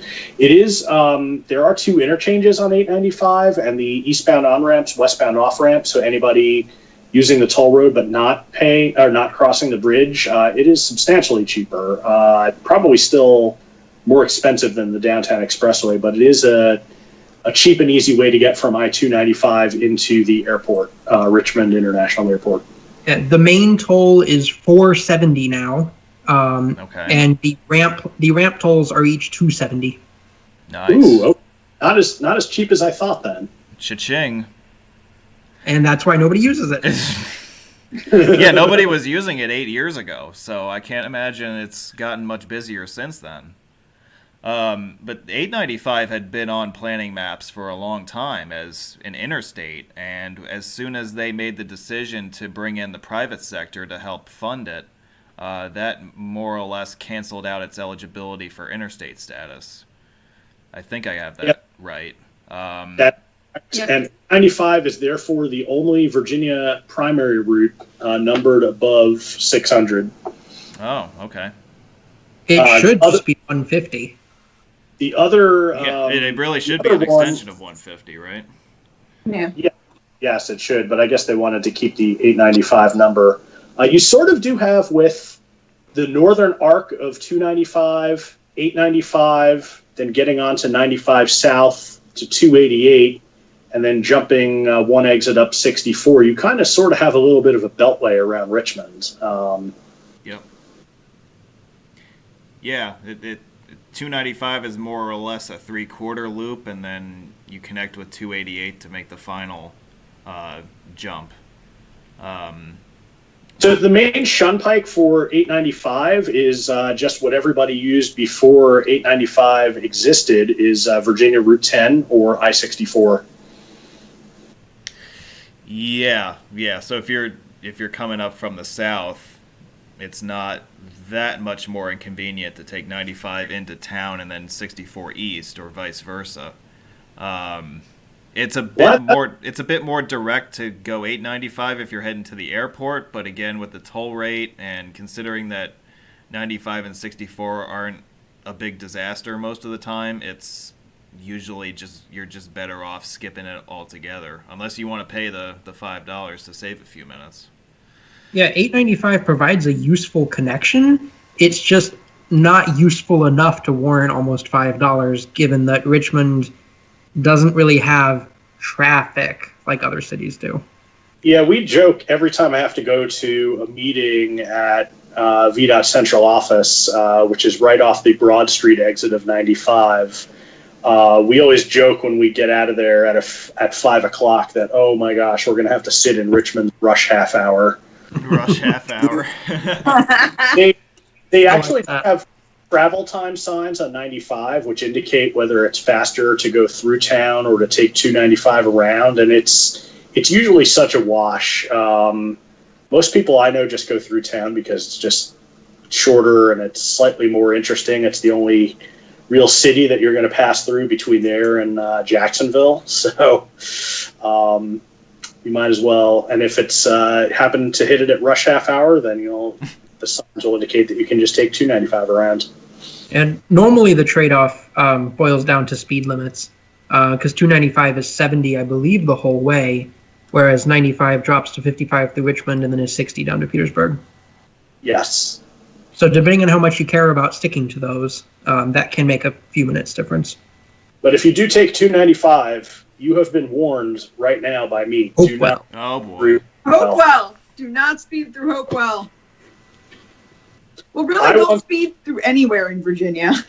I once had to do field work on I-295, and apparently my car with a flashing yellow light on it was slowing drivers down and interfering with a Hopewell speed trap. So the cop came to have a little talk. It was the City of Hopewell Sheriff's deputy came over to have a little chat with me and just make sure I was legit and not solely there to interrupt his speed trap. Because you would never do that. Yeah. Civil disobedience, right, Mike? Something like that. Yeah. What else we got on Richmond? Anything interesting? Oh, This is probably only interesting to me and my husband and my daughter, because apparently there is I don't know if it's a town or like a place, but looking on the map at Richmond, there's a place right outside called Lorraine. All right. Oh, nice. Very nice. Yeah. I will say that of all the places I've been, Richmond is one of the more underrated cities. So if you're going to explore for toll roads and drive the downtown expressway, you might want to get off at one of the exits and just hang around some of the neighborhoods there. It's a very interesting city, and I certainly think it's one of the more underrated cities in the area. I agree. I highly recommend Carytown. I think that's a really great little part of Richmond. But downtown Richmond's pretty cool too. And yeah, when I was a kid, we definitely avoided Richmond off the highway. But these days, the last couple times I've been through there, and I have a variety of friends from high school that live in Richmond now, largely because they went to VCU. And it's changed a lot over the past 10, 20 years. There's a lot of cool stuff downtown now. Yeah, it's one of many cities that has changed for the better. I can also give a shout out to about 150 miles down the road, Durham, North Carolina, where I went to college. Again, pretty hip and awesome place to be, and probably not the case when I was in college. No, but we'll get back to Durham in a little bit, I'm sure. Well, we might touch on that a little bit at the end of the program. But to wrap up Richmond, as we're watching this drive over the James River Bridge on 895, very interesting, underrated city as far as urban drives are concerned. Again, if you haven't checked out the Downtown Expressway, that's worth, I think, the 70-cent toll to experience the trip through the city center. There's the deck tunnel. There's the bi-level structure that you pass through at I-95. It's got some really noteworthy stuff that's worth a couple minutes of your time if you're in the area. All right. Oh, and if you're driving 95 at the Belvedere Street interchange, you can see where the pavement widens out. That's where one of the toll plazas was. Yeah, I think there were 2 or 3 plazas along the length of 95 through there. There was one at what's now the 895 interchange. Oh, is that where another one was? Okay. And then you can actually still see the outline of the plaza off the shoulder of the southbound lanes. Got you. Hampton Roads. Do Hampton Roads, or I will come to your house. I was just thinking it. Everyone's going to come our house. We should start with the bridge that connects to Connor's birthplace in Gloucester County. Woo! Okay, we'll start with the Coleman. Go for So it. the Coleman Bridge was a toll bridge, a 2-lane toll bridge that was replaced. The tolls came off sometime many, many years ago, and they decided they had to replace the bridge in the late 1980s with a 4-lane, more modern bridge span. And they actually had it was a pretty elaborate thing where they shut the bridge down for a week to actually lift out the old span and put the new span in place where, because there aren't too many alternate routes, the Coleman Bridge is what takes US 17 across the York River from Gloucester Point to Yorktown. Certain hospitals made arrangements to have their nurses stay over at hotels so they didn't have to commute, and there were all these detour signs put in place going through West Point and on routes 30 and 33 and I-64. And they even, I think William and Mary had a boat shuttle that would take employees from Gloucester Point over to Yorktown, and then they bus them into the university. It was a pretty elaborate operation. Nonetheless, VDOT decided they needed to charge a toll in order to recoup the costs of building this bridge.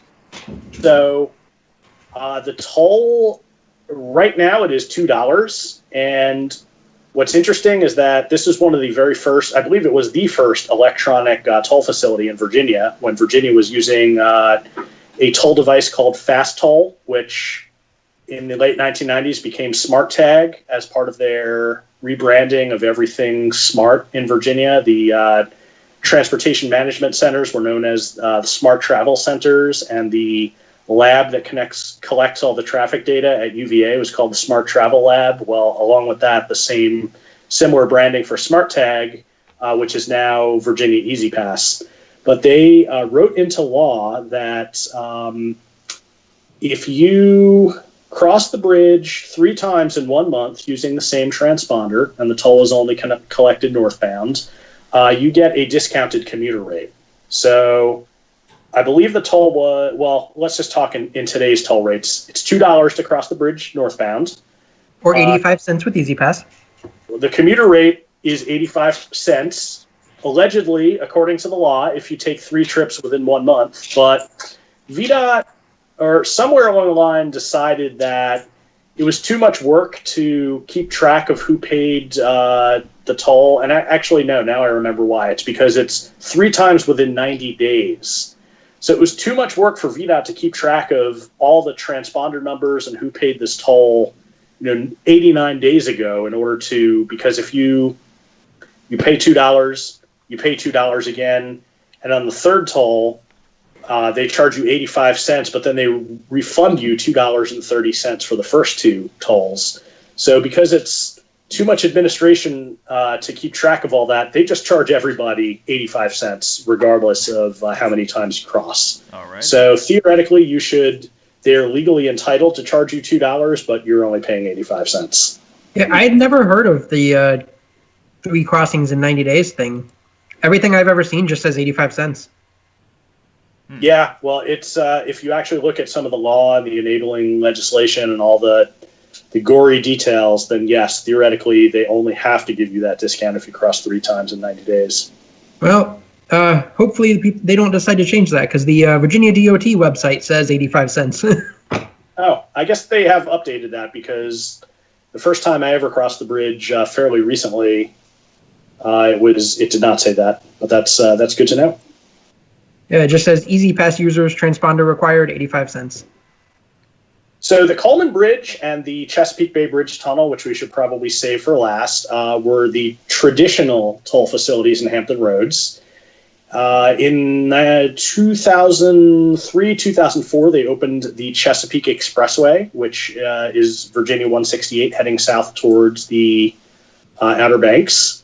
There is the Dominion Boulevard Bridge on Route 17 over the Elizabeth River. Both the Dominion Boulevard Bridge and the Chesapeake Expressway are owned and operated by the city of Chesapeake. And then there are the Elizabeth River tunnels, I-264 and US 58, which is a private consortium called Elizabeth River Crossings.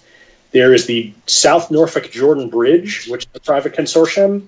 And then VDOT is starting to convert their HOV facilities into express lanes. Right now, there's a reversible facility between 564 and 264 along I-64, which charges a toll. HOV2 is exempt, and it's relatively cheap just because the user base, people who are willing to pay the toll in Hampton Roads, are not quite as wealthy as the folks in D.C. Mm-hmm. So,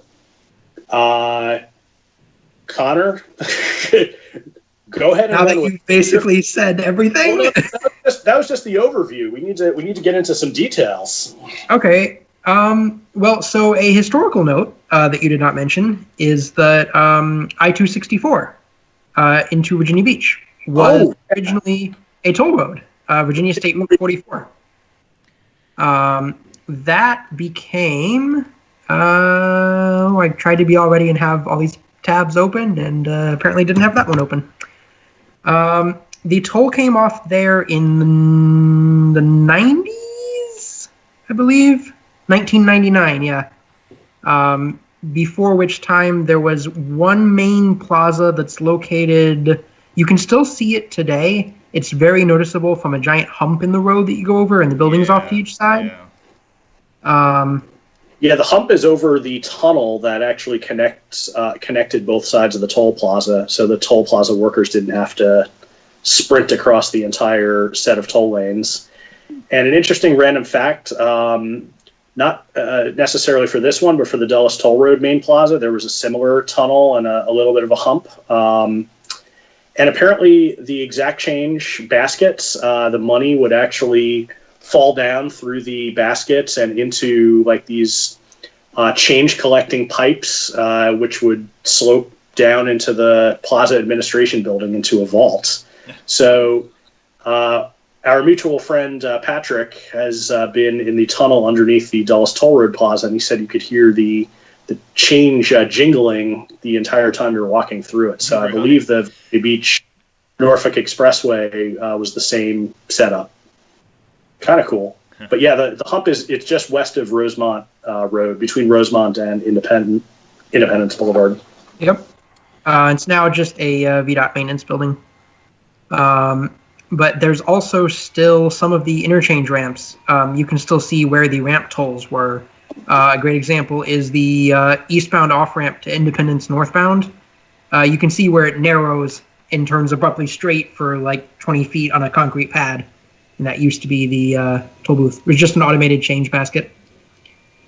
But at least what I hear from my parents, never really worked properly. And it sounded the alarm after every car that went through. Really?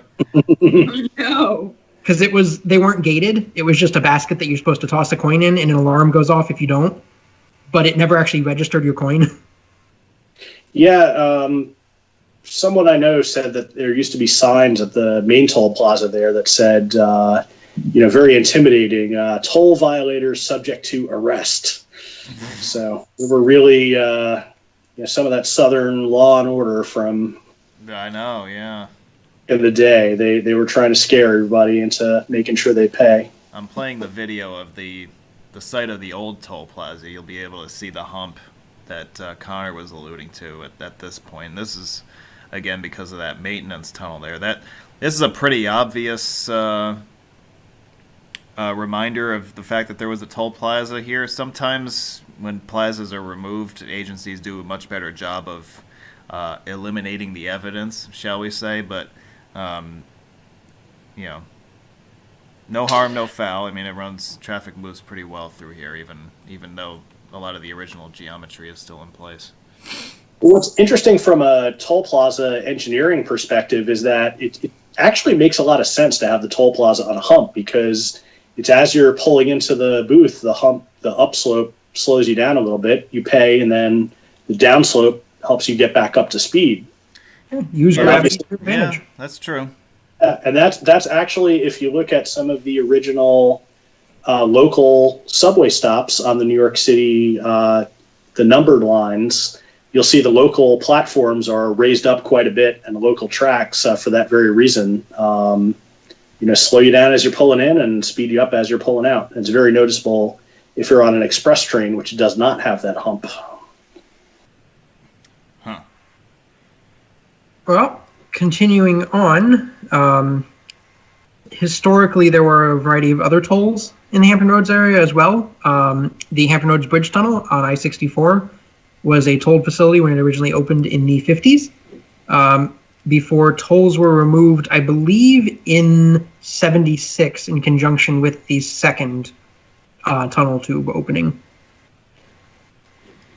But don't quote me on that. Yeah, and then we also have the tunnels downtown that were not tolled until recently. What is the motivation behind tolling them finally? Because I understand that they had never been tolled in their history before. So they were told way back in the day. Okay. I'm not sure, actually. My understanding, the main motivation was to rehab the downtown tunnel, which is 264, and the midtown tunnel, which is US 58, as well as to add the second tube to the midtown. Yeah, that was the motivation for the new tolling. Yeah. The downtown tunnel at least was initially tolled. When it opened in 52, they 25-cent toll. And then tolls were removed in 88 when it was when the second tunnel was added and the Berkeley Bridge was expanded. Okay. And then tolls were reinstated in 2013, 14? 2013. 2013. Definitely. I think it was 2013 anyway. I left the area in 2011, so I missed all that fun. Boo. The intent was, so the Midtown Tunnel had been until that point still just a 2-lane tunnel. And it was not a pretty picture. on the surrounding roads around the Ghent area of Norfolk in the afternoon rush hour, to the point that, like, down Hampton Boulevard, they actually had one lane that they would cone off. And you had to go farther out of downtown to turn onto Hampton Boulevard far enough back that you could join the queue for the tunnel. Wow. Wow. Ghent is one of the wealthier neighborhoods in Norfolk, so when they started to complain, I guess their complaints were taken very seriously. Well, the city probably had an easier time doing that than they would have in other places, because this being Virginia, even though Hampton Boulevard is a state route, it's a city road, so the city can go do whatever they want with it, basically. Also issues with a lot of port traffic on Hampton Boulevard and getting through the tunnel. I guess it's also worth mentioning that for years, the US 58 tunnel was not connected directly to Virginia 164 over in Portsmouth. You actually, the bridge come in on 164, you get dumped off onto local roads in Portsmouth. You had to snake through local streets, and sometime in the early 2000s, they built that direct connection from 164 into the tunnel. And when the tunnel was still only 2 lanes, like, that was a horrific traffic jam. You would just come up on a wall of traffic and be sitting there forever to get through. So the widening was really, really helpful project for the traffic flow in the region in general. Yeah, especially now that they've extended it down to I-264 as well. And that's interesting. That was actually a toll road, the 164, or what they're calling the MLK extension down to I-264. That was actually supposed to be a toll road as part of the Elizabeth River Crossings consortium. What was going to happen was, if you just used MLK, like, say, to get from local streets in Portsmouth up onto 164, you would pay a toll to use that. And then if you used the MLK extension in conjunction with either the downtown or the midtown tunnel, you would pay the toll for the tunnel and then, like, an extra 25 cents or something for the MLK extension. But ultimately, at the very last minute, they decided not to toll the MLK extension at all, because they realized that the vast majority of traffic would just be either using it to connect to one of the 2 tunnels. So therefore, they would only be getting a minuscule amount of revenue, and it would cost them too much. It would cost them more to collect it than it would to just give people a free ride. Yeah, so that the tolling was used to help anyway, so it's probably a good thing. I'm sorry, I stepped on you there, Connor. What were you saying? Oh, I was just saying, given Portsmouth and how it's probably not the most well-off of the Hampton Roads cities, it's probably a good thing to throw them a bone a little bit with the new road not tolling it. Yeah. So are these tolls permanent, or are they set to expire at some point? Is there some sort of term that's been agreed to for them?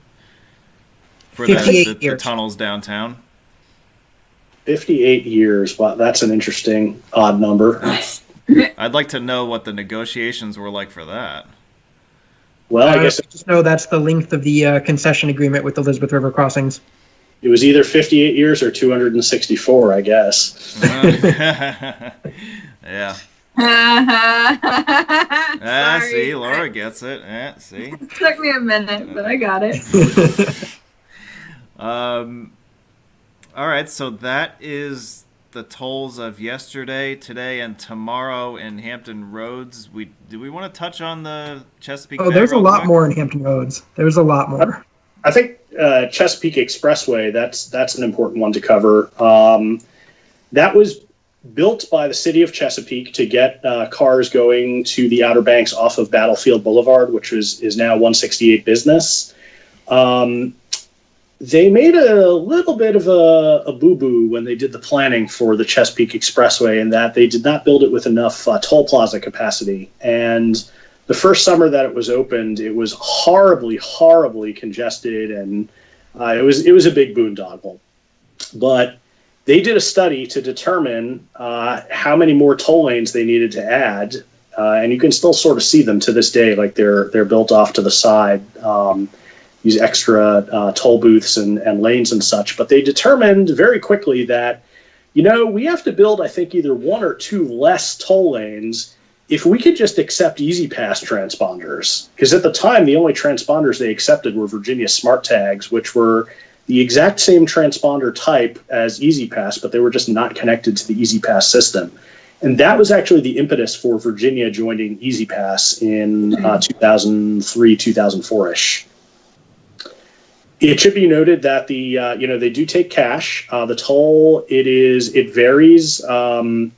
Normally it's $3 each way, which is a little hefty.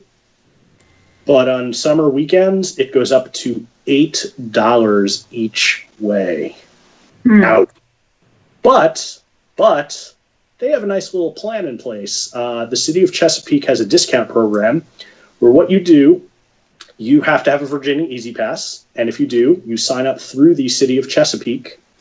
You give them $20. And what they do is they enroll you in a discount plan for 6 months. And then thereafter, after your 6 months are up, Virginia Easy Pass will charge you $3.33 or 1/6 of $20 every month to participate in the discount program. And if you're a discount program member, you only pay 75 cents to go through that toll plaza. So they make the barrier to signing up just high enough so that if you're just going for a weekend or two to the Outer Banks, it's too expensive for you to participate and to get the discount. But if you're a regular commuter, or even if you're just driving down to the Outer Banks every week, then it probably makes sense to sign up. But the Shunpike for this is very, very easy. It is old Route 168 Battlefield Boulevard. It works really, really well going southbound. You get off at exit 8, which is, I forget the name of the road, but it's the last exit before toll. It's well signed. It's Hillcrest Parkway. Hillcrest Parkway. There's a nice Wawa there for you to make a pit stop. Wawa. Make a Wawa! right turn onto Business 168, which will cross underneath 168, which is very important because that means when 168 ties back into the expressway, you make a right turn again to get onto it. Northbound, it's a little bit more of a pain in the butt because there's instead of making 2 right turns, you end up making 2 left turns. So generally, if I'm there in an off season, I'll bypass the toll going south. I'll pay it going north just because it's more inconvenient to bypass it. But if I'm there during when it's $8, I'm bypassing that toll in both directions. Oh, yeah. And it's also important to note that, so as Mike said, the exit where you get off to Shunpike it is exit 8. Most of the road is not tolled. It's just the last few miles before the North Carolina line. So They're pulling in Delaware. Yeah, the northern part of it actually is I believe it was VDOT built as the Oak Grove Connector, which takes you from the 464-6417 interchange down to Old 68 Battlefield Boulevard. And then I think VDOT may have also done the bridge over the Intracoastal Waterway, and then it's City of Chesapeake beyond there. And there's no ramp tolls or anything. There's just that one main plaza. So you don't have to bypass the whole road to avoid the toll. Sticking with Chesapeake, shall we move over to 17? Yeah, let's keep going. So 17, Dominion Boulevard, it was a bit of a sticking point in the region for a long time because south of the Big Fancy interchange with 64, 464, and 168, it narrowed down to a 2-lane road to cross over the south branch of the Elizabeth River, and then stayed a 2-lane road for a couple miles before you hit the edge of the Dismal Swamp, and it widens out to a nice modern 4-lane highway that goes the rest of the way to North Carolina. That 2-lane road got very congested and was super inadequate. So the city actually, several years ago now, decided to widen that and turn it into a full freeway and tolled it similarly to the Chesapeake Expressway. Although this one does not take cash because it's newer, it's all electronic. And similarly to the Chesapeake Expressway, it's only partially tolled. It's only the bridge that is essentially tolled. I think they called it the Veterans Memorial Bridge. It's one of those names that nobody actually uses. And it's now a freeway from the 64, 464, 168 interchange down to just south of 165 in Chesapeake. And then there's a couple more at-grade intersections before you really get out of town. That road is just absolutely a game changer now compared to what it used to be. And they don't do the absurd toll that they do for 168 as well. I believe it's $1 something, but it's one of those random amounts because it increases like a certain percentage each year. But no, that's one that's definitely worth paying, especially because the Shunpike for that would be either staying on 64 across the high-rise bridge, which is its own nightmare, and getting off on 17 Business, George Washington Highway, or going down 168 to 165 on the south side of the Intracoastal Waterway, both of which are quite a ways out of the way. So 2 quick thoughts. One, I remember going over that drawbridge before they built this new high-rise bridge. I don't want to say high-rise bridge. New higher bridge over the waterway there, and it was a disaster when that drawbridge had to be raised. You would just... I remember sitting at a traffic signal there and just watching the light cycle like 10 times in a row and not moving. And I forgot what my other random fact was. Oh, yes. If you are a New Yorker or from the New York City area, this will make you gag and roll your eyes probably, but this is future I-87. Oh, boy. Well, no, I wouldn't actually say it is, Mike, because hasn't VDOT not committed yet to whether they want to follow 17 or 168 for I-87? I always yeah, that is true. That is true. Although, I mean, North Carolina, with the way they just want to make everything an interstate, I mean, they'll go all in at some point. Yeah, but from what I've heard, VDOT's not especially interested, but the few people in Virginia talking about it keep touting 168 instead because it's already a freeway most of the way. Whereas 17, it's still it's a high quality, it's an expressway, but it still has at-grade intersections. Interesting. Well, yes, I-87, the southern I-87 will connect Raleigh and the Hampton Roads area, and is currently only signed for like 5 or 6 miles east out of Raleigh on what was US 64 264. Isn't that what also used to be 495, or is that something else? Yep. Okay. Yeah, first, North Carolina, they have to put an interstate shield on just about everything. So, yeah, it was I-495 would connect Raleigh and 95 over at Rocky Mount. And then they said, oh, let's extend it to Norfolk. So we need a 2-digit interstate number. And in their infinite wisdom, they took this east-west route, gave it a north-south number. And to me, I-87 will always be the Deegan, the Thruway, and the Northway. It will never be the I-87 south. will always be in New York, capiche? Didn't North Carolina actually submit an application to AASHTO for something like I-42 or I-46? Yeah. And then AASHTO came back with 87? Maybe, yeah, I think that was the way it was. Yeah, I-42 is actually the going out to... Well, that's going to be US 70 now, yeah. New Bern, yeah, so it would have... And I don't think they would have used 44, so probably 46, yeah. Yeah, I can't remember if it was 46 or if that was 42 because 40, US 70... 46 yeah. is ringing a bell, yeah. But that makes sense. I think it That should would be be a hell of a lot 46 more anyway, sense. but... Well, yeah, but, I mean, we could spend another hour just talking about that number and how debatable that is, but...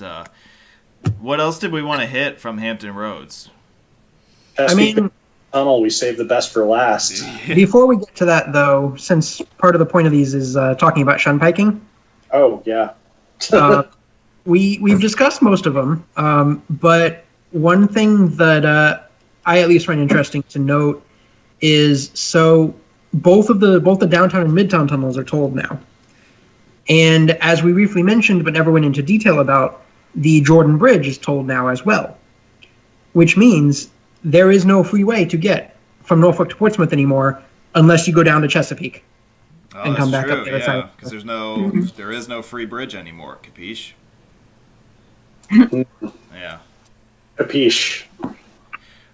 So you have the downtown tunnels, and then you have the privately operated Jordan Bridge, and then the next bridge down is in Chesapeake, right? And the next one is Military Highway, Yeah. which I can't remember if that's actually in Chesapeake or not. I think it is. Yeah. Yeah, that's Chesapeake. That's the Gilmerton Bridge, I think. Yes, Gilmerton. And the next one down is the High Rise, which is 64. Yep. And that one will, as mentioned earlier by Mike, VDOT is in the process of converting. So they've already converted the existing reversible HOV lanes on 64 to hot lanes. They're in the process of extending those. I think not as reversible, but as like one in each direction. Extending them from 264 down 64 around to the Bowers Hill interchange, which is the end of 64 at 664 and 264. And as part of that, they're actually, as like an initial step before that, they're replacing the high-rise bridge so that it will have toll lanes. Yeah, so that HOV roadway is going to be HOT reversible? Well, it already is. Well, the existing one already is. Okay. But the extension will be one lane in each direction. Oh, okay. I think that they're doing it, at least for the portion over the high-rise bridge. It will be one tolled lane in each direction, plus an additional shoulder lane during peak hours only. Ah, they're using the shoulders. Okay. So I believe the configuration will be during rush hour, 2 general purpose, 2 HOT, and then outside of rush hour, 2 general purpose, 1 HOT. Now, is all of this being done in conjunction with the new Hampton Roads tube, or is that developed separately? This is going to be in conjunction with that because that's the northern extension of it. They're extending the toll lanes from the 564 interchange where they currently end through the new tunnel to the 664 interchange in Hampton. Okay. And that project just got underway, I believe, in the last few months. Yep. That's a major construction project that's going to take several years to complete. The twinning of the high-rise bridge in Chesapeake, which I'm showing in this video, is well advanced. That's probably still 2 years away, I think. So when that is done, you will have the outer loop of 64 on a fixed bridge that's much higher, as you can see on the right, whereas the inner loop of 64 will still cross the drawbridge. But you will have more lanes on this part of 64, finally. And then, of course, the third tube of the Hampton Roads tunnel, or how many tubes are they adding at Hampton Roads? 2 more. 2 more? 2 more. Okay. So 2 more tubes at Hampton Roads. That's going to help matters once that's finished. Maybe it's me, but I feel like the roads around this part of Virginia have lagged severely behind the population and the demand of the area. It's because tunnels are so expensive to construct, and they really have no choice with all the naval facilities in the area. But yeah, it's really amazing to see them catching up. Yeah. I just wish they'd done it before I moved. Well, go back and visit and check it all out. I mean, there's going to be a lot of road meat material down that way for the next few years, I think. Oh yeah, and I maybe I'll plan something. I may not live there anymore, but I'm still pretty familiar with the area. So. Yeah. Yay! Hampton Roads Bridge was a huge bottleneck. I mean, it was just ridiculous, like how badly it would get backed up. Supposedly, when they built 664, that was supposed to relieve a lot of the congestion, but it actually relieved a lot of congestion on Route 17, the James River Bridge, instead of 64, because it's pretty far out of the way if you're going to downtown Norfolk or Virginia Beach from the peninsula. Especially now that the downtown and midtown tunnels are tolled. So now it's not only are you going out of your way, but you're going out of your way and paying a toll you wouldn't otherwise have to pay. Right. But 664 actually, even though it didn't really succeed in being a viable alternative to the HRBT, with how much the region has grown, I still feel like it was a very worthwhile project. And it actually, these days, it tends to back up a few miles itself at rush hour. Oh, yeah. Yeah. Yeah, VDOT actually made a very concerted effort about 10 years ago to get people to use that more than the Hampton Roads Bridge Tunnel. They called the program Routes to the Beach.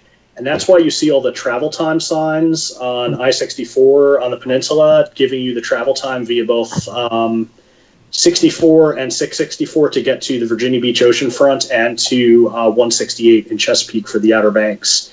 And they also even have travel time signs on I-295 in Richmond, telling you to either take 64 onto the peninsula or to take US 460 through Suffolk if there's a major problem or incident on 64. And this is a nice segue into something else that we can't talk about tolls in Virginia and not mention, which is the dead US 460 toll road plan. Oh, yes. Yep. Thank you. So VDOT, probably close to 10 years ago now, they decided they wanted to build a toll road along the 460 corridor from Hampton Roads to Petersburg. Because US 460 is an old and outdated, mostly four-lane undivided road that's not so much overcapacity as it is just kind of unsafe. And Virginia DOT didn't really have the money to do it itself, so it was going to be a public-private partnership. But they hit a ton of snags related to everything from environmental concerns with wetlands to concerns over what the tolls would be and its use as an evacuation route and this and that. And if I recall correctly, by the time they finally pulled the plug on it, they had spent something like close to $1 billion without a single lump of dirt being turned. Yep. Wow. And the whole thing is they just gave up on the whole thing now.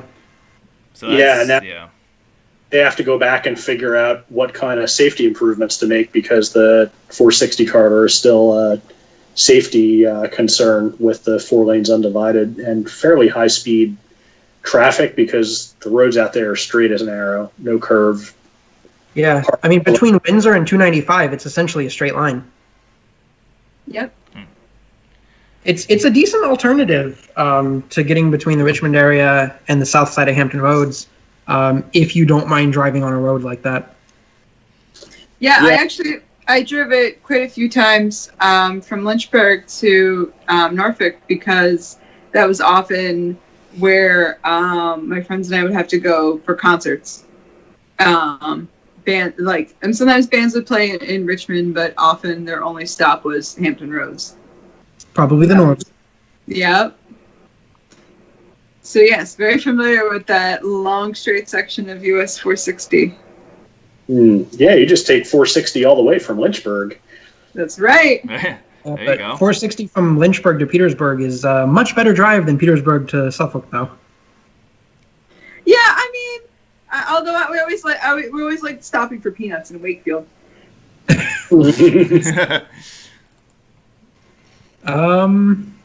Well, does that cover everything except the big one we haven't talked about yet? The big one! I suppose. I think so, yeah. Right? Well, that big one be the Chesapeake Bay Bridge Tunnel. Which, Yay! Mike, do you want to give an overview of that, or should I? I'll start, and you can wrap up. The CBBT, as it's abbreviated, was built in the 1960s, I believe, to replace a ferry that goes from Norfolk and Virginia. I can't remember exactly where it went. It went from near where the Little Creek amphibious base is on the Hampton Roads side up to Chesapeake State Park on the Delmarva side.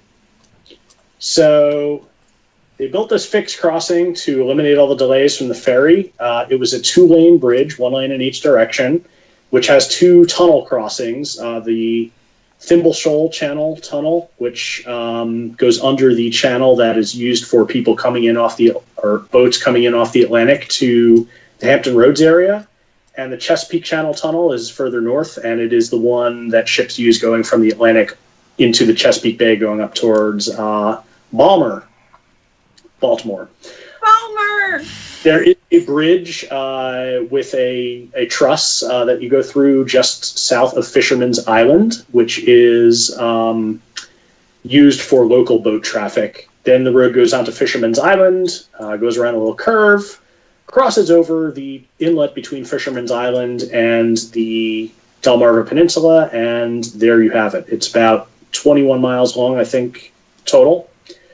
There is a toll plaza at each end of the bridge, so you basically pay to get onto the bridge. And obviously, a crossing like this, for two reasons. Number one, it is a very expensive and long crossing to maintain, so they have to charge a fairly high toll. Also, your Shunpike options are kind of limited because basically going from the Delmarva to Hampton Roads, you'd have to go all the way up to the Chesapeake Bay Bridge and around through the DC area, certainly not over the Harry Nice Bridge because that has a toll. And going the other way, you'd have to go all the way up to Conowingo Dam north of Baltimore in order to cross for free. So basically, regardless of how expensive it is, you're paying. Excuse me. Gesundheit. The first time I crossed this bridge was in 1994 on a family vacation to the Williamsburg area, and I insisted on taking the CBBT and the Cape May Lewis ferry back home to New York. And the toll was $10 each way, and I was just astounded at how expensive that was. $10 whole each way to cross the bridge. Well, now that I know what the Verrazano tolls are like in New York, all of a sudden $10 doesn't seem all that expensive anymore. Because the Verrazano, if you don't have a New York issued Easy Pass, it's up to $9.50 each way. And actually, believe it or not, today, the toll is cheaper now than it was then, because now they have a round-trip toll.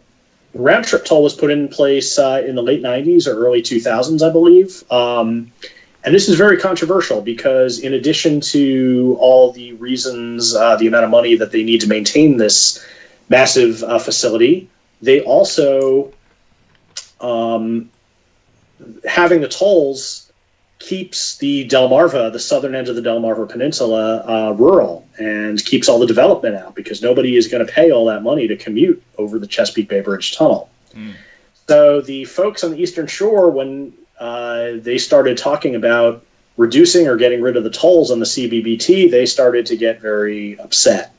You're going to ruin us. All this development's going to come. We're going to lose the rural character. And the Chesapeake Bay Bridge Tunnel Commission, which is a public authority that maintains the bridge, has said that our mission statement is to maintain a bridge. It is not to have a toll to prevent development from occurring on the Eastern Shore. So once that was settled, they put into effect a round-trip toll. They did a lot of shuffling of the bonds for the Chesapeake Bay Bridge Tunnel because eventually the original bonds that were used got paid off, and the toll facility was actually expanded. They actually issued new bonds to build these parallel bridge spans, which they actually built in a very short period of time. They started very soon after I took that trip in 1994, and the next time I drove across the bridge, which was on my way home from my freshman year of college in 1999, it was complete. So it was like an astounding change. If you look at the video right now, just imagine that there was a double yellow line there instead of a white line and oncoming traffic, and there were some pretty horrific crashes, and that little pull-off area that we just passed by, that was those pull-offs were added as part of the project to widen the bridge. So the pull-offs were added to the northbound span, which is the original span, and the southbound span actually has pull-offs in addition to the shoulder. Anyway, so they had to reshuffle bonds. They keep issuing bonds, so the toll will always exist, most likely, because if they pay off the bonds, then legally they have to cease to exist, which means VDOT would be in charge of owning and maintaining the Chesapeake Bay Bridge Tunnel, which they do not want under any circumstances because it is very expensive, and they don't have the money to maintain it without charging the tolls. So anyway, round-trip toll went into effect in the late 90s, early 2000s, which essentially, at the time, there was no Easy Pass. Chesapeake Bay Bridge Tunnel was, I believe, one of the last facilities in Virginia to get Easy Pass within a little over 10 years ago. What happened is you would pay cash, and they would give you a receipt. And the receipt was good if you came through the other toll plaza. So if you were going north, it was the receipt for the round trip toll was only good in the southbound plaza, you would pay the round trip rate instead of the full rate. So right now, well, after they went to Easy Pass, then it started to be that you could only get the round trip rate if you pay with Easy Pass. So if you pay cash, you're paying the full toll. It actually took a while for them to implement that. Really? It was a while after Easy Pass that they still gave it to you cash. Yeah, that's right. That's right. Nowadays, the toll is $13 each way off peak, and during peak, which is summer weekends, I think Friday to Monday, it's $15. The round trip toll is always... It's 14 and 18 now. Oh my gosh. All right. Okay. I don't even know what the round trip toll is so anymore. The round trip toll, they keep it at $20. Oh, okay. So it just if you return within 24 hours, you just pay the difference between what you paid previously and $20. Okay, all right. So you pay $6 if you crossed initially off peak, and you pay $2 if you crossed initially peak. So for a total of $20. So all right. So I take back what I said. Which is really interesting because it's one of the only examples I can think of it being of a crossing that's cheaper in the peak season. Your return trip being $2 peak and $6 off peak. Yeah, yeah.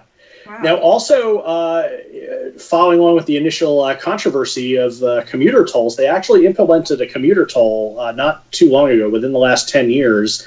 It's $10 per round trip, or that was probably before the last increase. It might be a little higher now. But basically, if you crossed through the toll plazas, either toll plaza, more than 20 times in a month, then they refunded the difference. And any subsequent trips in that month, you would only get charged $5 each way. So right now there is actually a commuter toll in effect. You can pay significantly less than the normal $20 round trip as long as you're commuting frequently enough, which also leads to the perverse incentive of, if you're driving over the bridge not enough times to get the commuter discount in a month, and it's actually cheaper to, if you're only making 19 trips, to loop through the toll plaza a 20th time to make sure that your commuter discount kicks in. Remember, I said you pay at either end of the bridge getting onto the bridge. This is very important. There used to be a little pit stop, gift shop, restaurant, fishing pier on the southernmost island.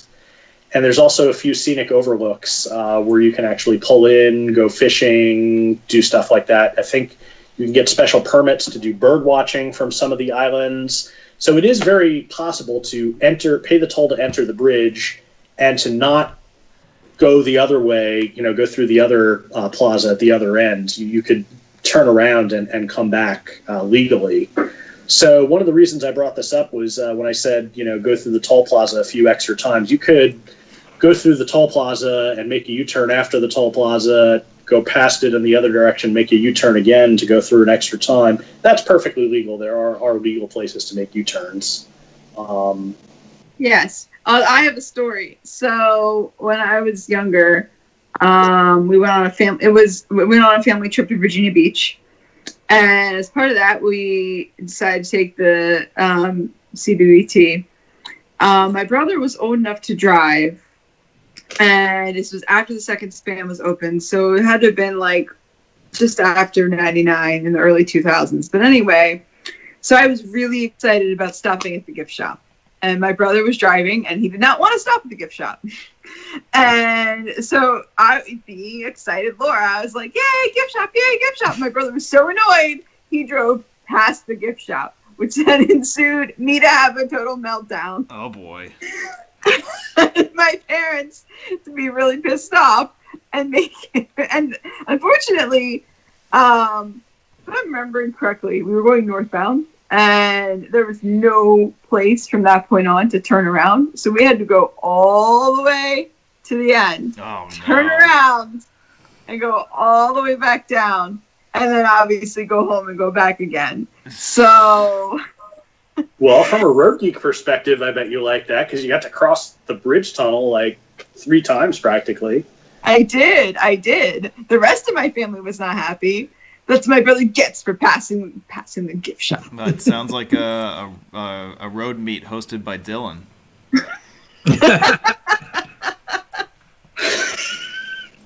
So unfortunately, the gift shop has been closed in the perpetual desire to improve the facility for its users and make sure that those bonds don't get retired so they can stay in existence. All right. They've issued some more bonds to twin the southernmost tunnel, the Thimble Shoal Channel Tunnel, which initially they were supposed to build a separate set of islands for the tunnel ends, but they found a way to do it cheaper with a tunnel boring machine by using the very narrow space on the existing island. So unfortunately, the restaurant and gift shop closed, I think it was back in 2014, for the Twin Tunnel project. And I know a bunch of road geeks. I can't remember. Were you there, Laura? I was there. Okay, it was me, you, CPZ, Husband, Matt from Maryland. We met up with one of CPZ's friends in Virginia Beach. It was exciting. I do have some fond memories. Often, I was always amused that this was one of the only toll facilities where you'd pay the toll and they'd actually give you a receipt, like without asking. But back in the day, they also used to give you a free coupon for when the gift shop was open for a free soft drink. So it was a Pepsi coupon. I remember collecting a bunch of those, and then like every couple of trips, I'd stop in the gift shop and get like multiple Pepsis. But it was a really nice little restaurant that had a beautiful view of the bay, especially at sunset. It was more of an upscale restaurant. At one point, it was just a diner type, but then they converted it into a more upscale place. It was called Virginia Originals, and it was kind of unfortunate because I wish a public facility like this would let people of all financial means be able to enjoy the view, but unfortunately, that is no more as a result of the twinning. But there is a rest area just to the north of the northernmost toll plaza on the eastern shore side, so you can stop and take a potty break, and there's information there, and then there's a few scenic overlooks, or one scenic overlook on the north side before you get to Virginia Beach. Yeah. So with the new tunnel that's going in, once that's finished, are there plans to restore the restaurant and pier? The pier, no. Yes. The restaurant, no. No, because the restaurant, like where you are on the YouTube video right now, like that right there is where the second tunnel is going to be, where the boring machine is. So they've literally will have bored right up to, against where the building is for the restaurant. The fishing pier, I think you'll have to park on the east side of the island and cross over on foot to the other side to get to the actual fishing pier. So maybe they'll put in a hawk signal with a pedestrian crossing. Well, what I really hope they do would really be a nice gesture is after they're done, if they could build a restaurant and gift shop across US 13 from where the rest area is now, that would also have a really nice view. But unfortunately, it's just not the same as being able to stop on one of the islands. Right. Yeah, so, we're looking at a video of the pier and the restaurant before it closed. This video is from 2013. All of this is now just a memory, but hopefully at least a little bit of this comes back in the future. So one little thing that I'm a little sad to see to go from this is that the exit from the parking lot, the sign for there was a sign for US 13 North and South, and the one for North points you towards Philadelphia. Yeah, that was the control city. The rest of Virginia and Maryland and Delaware. Well, Philadelphia is the next major city heading north. Meanwhile, heading south, the sign said Virginia Beach, and totally, I mean, I guess, yeah, in theory, Virginia Beach is a bigger city than Norfolk, but it's a suburb, not a city. But the bridge does touch down in Virginia Beach. Right, but the bridge doesn't touch down anywhere near Philadelphia. Well, no, but I have no problem with Virginia Beach southbound, but Philadelphia northbound is like, come on, at least use Wilmington. At least give Delaware some love, right? Yeah, well, or they should have gone hyper local and just used Cape Charles. That was actually, so I looked it up for y'all. That was the original terminus of the ferry. The southern was Virginia Beach. The northern was Cape Charles until 1949 when they moved it to Chesapeake State Park. Yeah, and if you look at Google aerial imagery, you can very closely, if you look at Chesapeake State Park, you can certainly see where there used to be a ferry slip there. Interestingly, as soon as you get off the bridge heading north, the control point for US 13, like the big city that they use on the mileage signs, is Salisbury, Maryland, which I believe is like 97 or 98 miles from the Toll Plaza. Yep. But Cape Charles has actually become quite there is some more development there nowadays. I think there are some of the folks that can afford $10 a day. Compared to the Dulles Greenway and Dulles Toll Road, it's cheaper than that, for sure. People commute across the Verrazano. There are people that do commute across the bridge. There are, for people that are students, so if you are on the Eastern Shore, your options to go to community college are not nearly as good as they are in Norfolk and Virginia Beach. You can apply for a special discount program.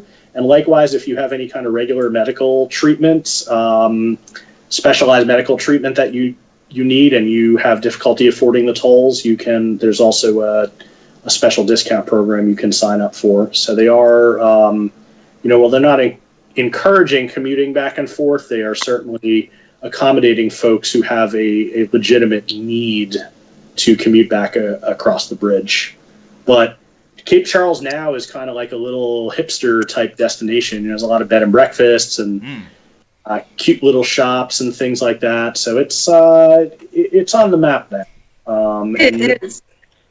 I actually really like Cape Charles. I had a friend in college whose family had a house in Cape Charles, and we stayed there once. It's really, really great little town. So I'm glad to hear that it's on the ups. Big ups. One interesting little bit of trivia about it. There is actually still a ferry from Cape Charles down to Little Creek.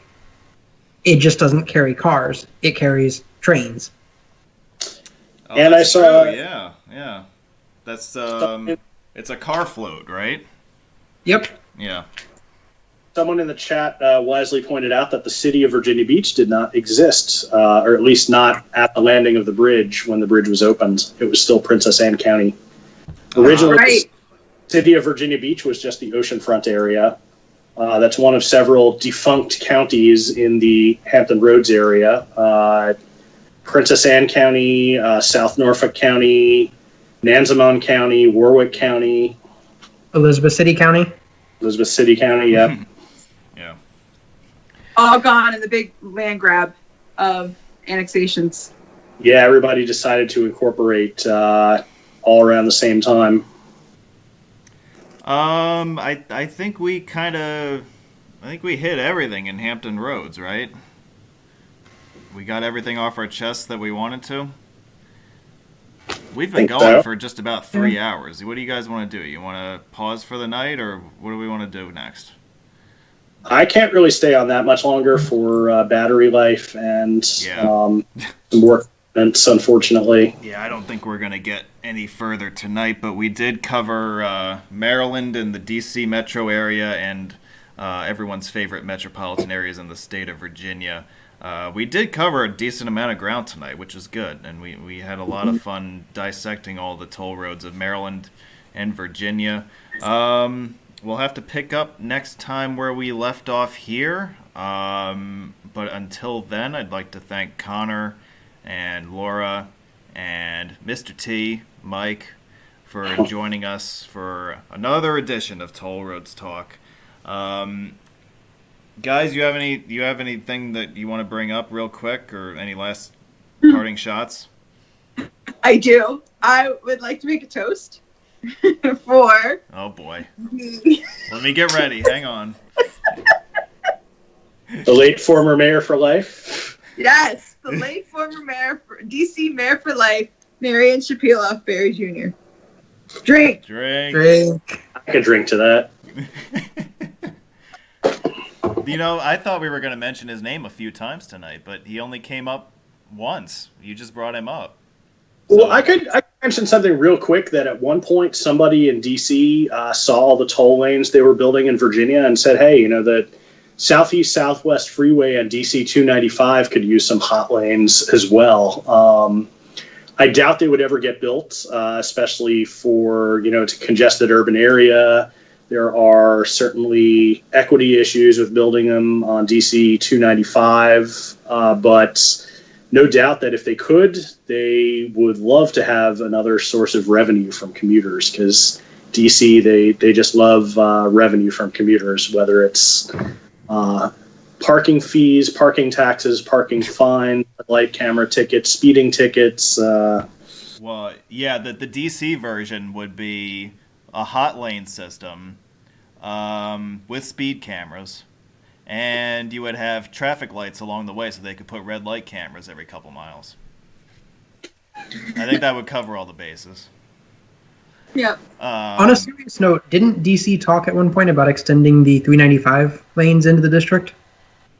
Yeah, they did. I don't know if that's really going anywhere. Right now, DC is kind of off the table when it comes to the hot lanes. It's actually really interesting. The northbound Virginia 395 hot lanes literally go up to the foot of the HOV span of the 14th Street Bridge. So even though technically the bridge is not tolled, you can't get onto it without paying a toll in Virginia. And then southbound in DC, they just have signs saying I-395, easy pass lanes, split left, 395 regular lanes, split right. And if you take that, you can cross for free, but then the first exit in Virginia, is a slip ramp that goes back to the regular lanes. That's where they post the toll rates.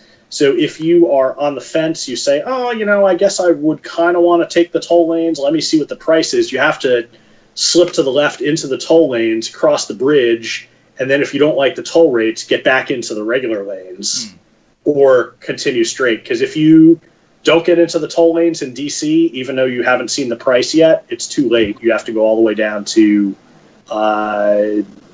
Duke Street. Between Duke Street and Edsall Road is what is officially known as the Turkey Cock ramps, because there's a little bridge over a stream called Turkey Cock Run that's over there. So we'll never.